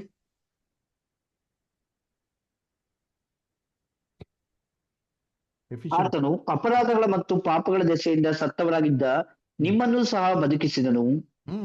ನೋಡ್ರ, ಈ ತರ ಸತ್ಯ ಬದುಕಿರಂತ ಕ್ರೈಸ್ತವ್ರು ಹೋಗ್ಬಿಟ್ಟು ಯಹೂದ್ಯನ್ ಹೇಳಿದ್ರೆ ಯಹೂದ್ಯರ ಮಾತ ಕೇಳ್ತಾರೆ? ಯಹೂದ್ಯರ ಮಾತು ಕೇಳಲ್ಲ. ಅಂದ್ರೆ ಅದಕ್ಕೆ ಕರ್ತನಲ್ಲಿ ಪ್ರೀತಿಗಳೇ ಈ ಒಂದು ಸಾಮ್ಯದಲ್ಲಿ ಹೇಳ್ತಾರದ್ ಏನಪ್ಪಾ ಅಂತಂದ್ರೆ ಏನ್ರಿ, ಐಶ್ವರ್ಯವಂತನು ಅಂತಂದ್ರೆ ಇಸ್ರೇಲ್ ರಾಜ್ಯ, ದರಿದ್ರನಾಗಿರೋ ಲಾಜರಸ್ ಅಂತಂದ್ರೆ ಕರ್ತನಲ್ಲಿ ಪ್ರೀತಿಗಳೇ ಅನ್ಯ ಜನರ ಬಗ್ಗೆ ಏನ್ ಮಾಡ್ತಾರೆ ಅಲ್ಲಿ ಹೇಳ್ತಾರೆ. ಅದಕ್ಕೆ ನೋಡ್ಬೇಕಾರೆ ಇಸ್ರೇಲ್ ಜನಗಳ ಕೃಪೆ ಕಾಲ ಇತ್ತು, ಅವ್ರನ್ನ ದುರುಪಯೋಗ ಪಡಿಸ್ಕೊಂಡ್ರು, ಅದಕ್ಕೆ ದೇವರು ಅನ್ಯ ಜನಗಳಿಗೆ ತಿರುಗಿದ್ರು. ಅದರ ಈ ಅನ್ಯ ಜನರ ಕಡೆ ದೇವ್ರು ತಿರುಗ್ಬೇಕಾರೆ ಇಸ್ರೇಲ್ಗೆ ಸಿಕ್ಕಾಪಟ್ಟೆ ಏನಾಗ್ತದೆ ಇವತ್ತು ಹಿಂಸೆ ಬರ್ತದೆ. ಅದಕ್ಕೆ ಟಿವಿಲಿ ನೋಡ್ತಿರಲ್ಲ ಇಸ್ರೇಲ್ ಅದರ ಯಾಕೆ ಹಿಂಸೆ ಐತ್ ನೋಡಿ ಬೈಬಲ್ ನಲ್ಲಿ. ಹಿಂಸೆ ಅನುಭವಿಸ್ತಾರೆ. ಯಾಕೆ ಗೊತ್ತಾ? ಕ್ರಿಸ್ತನ್ ಏನ್ ಮಾಡಿಲ್ಲ ಅವರು, ಅಂಕರ ಮಾಡಿಲ್ಲ, ವೇದನೆ ಪಡ್ತಾ ಇದಾರೆ. ಏನೋ ಪ್ರಲಂಬದ ಏನ್ ಮಾಡ್ತಾರೆ, ಅಮೆರಿಕ ಕೇಳ್ತಾರೆ ದಯವಿಟ್ಟು ಸ್ವಲ್ಪ ಹೆಲ್ಪ್ ಮಾಡಿ ಸ್ವಲ್ಪ ನೀರು ಕೊಡಿ. ಅದರ ದೇವ್ರು ಇವಾಗ ಸ್ವಲ್ಪ ಜಾಸ್ತಿನೇ ಕೊಡ್ತಾ ಇದಾರೆ. ಇನ್ನು ಈ ಬಗ್ಗೆ ಓದೋಣ ಡೀಟೇಲ್, ಇಸ್ರೇಲ್ ಬಗ್ಗೆ ಬೈಬಲ್ ಅಲ್ಲಿ ಡೀಟೇಲ್ ಆಗಿ ಓದೋಣ. ಏನ್ ಇವತ್ತು ವರ್ಲ್ಡ್ ಅಲ್ಲಿ ಏನ್ ನಡೀತಾರೆ, everything is written in the Bible. Israel ಬಗ್ಗೆ ಅಲ್ಲ ಏನಾಯ್ತು, ಇದ್ರ ಮೇಲೆ ಇಸ್ರೇಲ್ ತಿರ್ಗಾ ರಾಜ್ಯವಾಗಿ ಫಾರ್ಮ್ ಆಯ್ತು, ಯಾವಾಗ ಆಯ್ತು, ಹೇಗಾಯ್ತು, ಯಾತಕ್ಕಾಯ್ತು, ಯಾಕೆ ಇದ್ ಬಗ್ಗೆ ಕೊಟ್ಟಾರೆ ಎಲ್ಲ ಡೀಟೇಲ್ ನೋಡೋಣ. ಒಟ್ಟಲ್ಲಿ ಇದು ಬಂದ್ಬಿಟ್ಟು ಸತ್ತೋಗಿರೋ ಮನುಷ್ಯರ ಸತ್ತೋಗಿದ ತಕ್ಷಣ ಆತ್ಮ ನರಕಕ್ಕೆ ಹೋಯ್ತಾರೆ ಸ್ವರ್ಗಕ್ಕೆ ಹೋಯ್ತಾರೆ ಅಂದ್ಬಿಟ್ಟು ಪೂರ್ಫಾಗಿ ತೊಗೊಳಕ್ಕೆ ಸಾಧ್ಯನೇ ಇಲ್ಲ ರೀ. ಇದು ಒಂದು ಸಾಮ್ಯ ದೃಷ್ಟಾಂತ, ಚೆನ್ನಾಗಿ ಅರ್ಥ ಮಾಡ್ಕೊಳ್ಳಿ. ಅದರಿಂದ ಆತ್ಮಕತೆ ತೀರಿತು. ಅದರ ನೆಕ್ಸ್ಟ್ ವೀಕು ದಯವಿಟ್ಟು ನೀವೆಲ್ಲ ಬನ್ರಿ, ಒಂದು ಟೂರ್ಗೆ ಹೋಗೋಣ. ಎಲ್ಲ ಬರ್ತೀರಾ ಟೂರ್ಗೆ, ಟ್ರಿಪ್ಗೆ ಹೋಗೋಣ ನೆಕ್ಸ್ಟ್ ವೀಕು? ತುಂಬಾ ದಿನ ಕ್ಲಾಸ್ ಆಗೋಯ್ತಲ್ಲ, ಒಂದಿನ ಟ್ರಿಪ್ಗೆ ಹೋಗೋಣ ಬನ್ನಿ. ಬರ್ತೀರಾ? ಸರಿ, ಎಲ್ಲಿಗೆ ಹೋಗೋಣ ಟ್ರಿಪ್? ಯಾರು ಕೇಳಲ್ವಾ? ಟ್ರಿಪ್ಗೆ ಯಾರು ಕೇಳೋದು ಎಲ್ಲಿಗೆ ಅಂತ? ಸುಮ್ಮನೆ ಕಣ್ಮುಚ್ಕೊಂಡು ಮನೆ ಬಂದ್ಬಿಡ್ತೀರಾ? ನಿಮ್ಮನ್ನೆಲ್ಲ ನರ್ಕಕ್ಕೆ ಕರ್ಕೊಂಡು ಹೋಗ್ಬೇಕು ಅಂತಿದೀನಿ. ದಯವಿಟ್ಟು ನರ್ಕಕ್ಕೆ ಒಂದು ಟೂರ್ ಹೊಡ್ಕೊಂಡ್ ಬನ್ನಿ. ಸರಿ, ಇವಾಗ ಆತ್ಮ ಬಗ್ಗೆ ನೋಡಿರ್ಬೇಕಾದ್ರೆ ನೆಕ್ಸ್ಟ್ ನಮಗೆ ಪ್ರಶ್ನೆ ಬರ್ತಾರೆ, ನರ್ಕ ಅಂದ್ರೆ ಏನು ಅಂತ. ಆ ನರ್ಕ ಏನು ಅಂತ ಅಂದ್ಬಿಟ್ಟು ಬರುವಂತ ವಾರದಲ್ಲಿ ನೋಡೋಣ. ಅಂದ್ರೆ ಬರುವಾರ ಇಂಪಾರ್ಟೆಂಟ್ ಕ್ಲಾಸ್, ದಯವಿಟ್ಟು ಯಾರು ಮಿಸ್ ಮಾಡಬೇಡಿ. ಓಕೆನಾ? ಕರೆಕ್ಟ್ ಟೈಮಿಗೆ ಜಾಯ್ನ್ ಆಗಿ. ತುಂಬಾ ಲೆಂತಿ ಕ್ಲಾಸ್ ಇರ್ತದೆ, ತುಂಬಾ ಇಂಪಾರ್ಟೆಂಟ್ ಆಗಿರ್ತದೆ. ಎಲ್ಲ ಕರೆಕ್ಟ್ ಟೈಮಿಗೆ 5 ನಿಮಿಷ ಮುಂಚೆ ಜಾಯ್ನ್ ಆಗಿ. ಓಕೆನಾ? ದೇವ್ರ ವಾಕ್ಯಗಳನ್ನ ಆಶೀರ್ವದಿಸ್ಲಿ. ಆಮೇಲೆ ನಿಮ್ಗೆ ಏನೋ ಡೌಟ್ಸ್ ಇದ್ರೆ ನೀವು ಧಾರಾಳ ಕೇಳ್ಬೋದು. ಓಕೆನಾ? ಸೊ ನಮ್ಮ ಯೂಟ್ಯೂಬ್ ಚಾನಲ್ ಸಬ್ಸ್ಕ್ರೈಬ್ ಮಾಡಿ. ಆಮೇಲೆ ನಿಮ್ಮ ಕ್ವಶನ್ಸ್ ಏನೋ ಇತ್ತು ಅಂದ್ರೆ ದಯವಿಟ್ಟು ನೀವು ವಾಟ್ಸಪ್ ಮಾಡಿ. ಆಯ್ತಾ? ಅಲ್ಲಿ QR ಕೋಡ್ನ ಶೇರ್ ಮಾಡಿ. ನಿಮ್ಗೆ ಯಾರು ಕ್ರೈಸ್ತ ಫ್ರೆಂಡ್ಸ್ ಯಾರು ಇಲ್ವಾ? ನಿಮ್ಮ ಕ್ರಿಶ್ಚಿಯನ್ ಫ್ರೆಂಡ್ಸ್ ರಿಲೇಟಿವ್ಸ್ ಯಾರು ಇಲ್ವಾ? ಇದಾರೆ ಸರ್, ನಾನು ಕೊಟ್ಟಿದ್ದೀನಿ ಸರ್. ನಿಮ್ಗೆಲ್ಲ ಈ ಸತ್ಯನ ಬೇರೆಯವ್ರಿಗೆ ಹಂಚ್ಕೊಬೇಕು ಅಂತ ನಿಮ್ಗೆ ಮನ್ಸು ಐತಾ ಇಲ್ವಾ? ಎಸ್ ಸರ್ ಖಂಡಿತ. ಮತ್ತೆ ಶೇರ್ ಮಾಡ್ರಿ, ಅವ್ರ ನಂಬರ್ಗಳು ಶೇರ್ ಮಾಡಿ, QR ಕೋಡ್ ಶೇರ್ ಮಾಡಿ, ಯೂಟ್ಯೂಬ್ ಚಾನಲ್ ಶೇರ್ ಮಾಡಿ, ಸಬ್ಸ್ಕ್ರೈಬ್ ಮಾಡಿ, ಕೇಳಿ, ಎಲ್ಲರಿಗೂ ಕೊಡಿ. ಅವ್ರು ಕೂಡ ಕ್ಲಾಸಸ್ ಚೆನ್ನಾಗ್ಲಿ, ಅವರು ಕೂಡ ಆಶೀರ್ವಾದ ಕೇಳಲಿ. ನಿಮ್ಗೆ ಹೇಳ್ಕೊಟ್ಟಿದ್ರೆಲ್ಲ ಸತ್ಯವೇದ ಪ್ರಕಾರ ಐತಾ ಇಲ್ವಾ? ಎಸ್ ಸರ್ ಪಾಪ ಖಂಡಿತ. 20 ಜನದಲ್ಲಿ ಒಬ್ಬರೇ ಎಸ್ ಅಂತಂತಾರೆ, ಮಿಗ್ದವರೆಲ್ಲ ನೋ ಹಂಗಾರೆ. ಇಲ್ಲಪ್ಪ ಸರ್, ಎರಡು ಮೂರು ಶೇರ್ ಮಾಡಿದ್ದೀನಿ ಸರ್. ಮತ್ ಮಾಡ್ರಿ, ಶೇರ್ ಮಾಡ್ರಿ. ಯೇಸು ಕ್ರಿಸ್ತ ಹೇಳ್ತಾರಲ್ಲ, ನನ್ನ ನಾಮವನ್ನು ಯಾರು ಎಲ್ಲಾರ ಮುಂದೆ ಅರಿಕೆ ಮಾಡ್ತಾರ ನಾನು ಪರಲೋಕದ ಅರಿಕೆ ಮಾಡ್ತೀನಿ. ಇದೇ ಅರ್ಥ ಹೇಳೋದು. ಸತ್ಯನ ಅರಿಕೆ ಮಾಡ್ರಿ, ದೇವ್ರು ನಿಮ್ಮನ್ನೇನ್ ಮಾಡ್ತಾರೆ, ಅರಿಕೆ ಮಾಡ್ತಾರೆ. ಓಕೆನಾ? ಸೊ ದೇವ್ರ ಈ ವಾಕ್ಯ ಆಶೀರ್ವದಿಸ್ಲಿ. ಕೊನೆಯದಾಗಿ ಏನೋ ಡೌಟ್ಸ್ ಇದೆ ಆಗರ, ಏನು ಕ್ವಶನ್ಸ್ ಇದೆ? ಇಲ್ಲ ಪ್ರೇಮ ಕ್ಲೋಸ್ ಮಾಡೋಣ. ಅಲ್ಲಿ ನೋಡು, ಆಯರ್ ಲೈಟ್ ಹಾಕಿದ್ವಿ, ಇಯರ್ ಲೈಟ್. ಯಾರಿಗಾರ ಪ್ರಶ್ನೆ ಇದೆಯಾ? ಇಲ್ಲ ಪ್ರೇಮ ಕ್ಲೋಸ್ ಇಲ್ಲ ಮಾಡೋಣ. ಇಲ್ಲ ಬ್ರದರ್, ಪ್ರಶ್ನೆ ಇಲ್ಲ ಸರ್. ಓಕೆ, ಸರಿ, ಗುಡ್. ಹಂಗಾರೆ ಒಂದು ಪ್ರೇಯರ್ ಮಾಡೋಣ, ಏನ್ ಮಾಡೋಣ, ಕ್ಲೋಸ್ ಮಾಡೋಣ. ಇದನ್ನ ಕೊನೆಯದಾಗಿ ಒಂದು ಪ್ರಾರ್ಥನೆ ಮುಕ್ತಾಯ ಮಾಡಬೇಕಾಗಿ ನಮ್ಮ ಮಧ್ಯದಲ್ಲಿ ಸಂತೋಷ್ ಬ್ರದರ್ ಪ್ರೇಯರ್ ಮಾಡ್ತೀರಾ?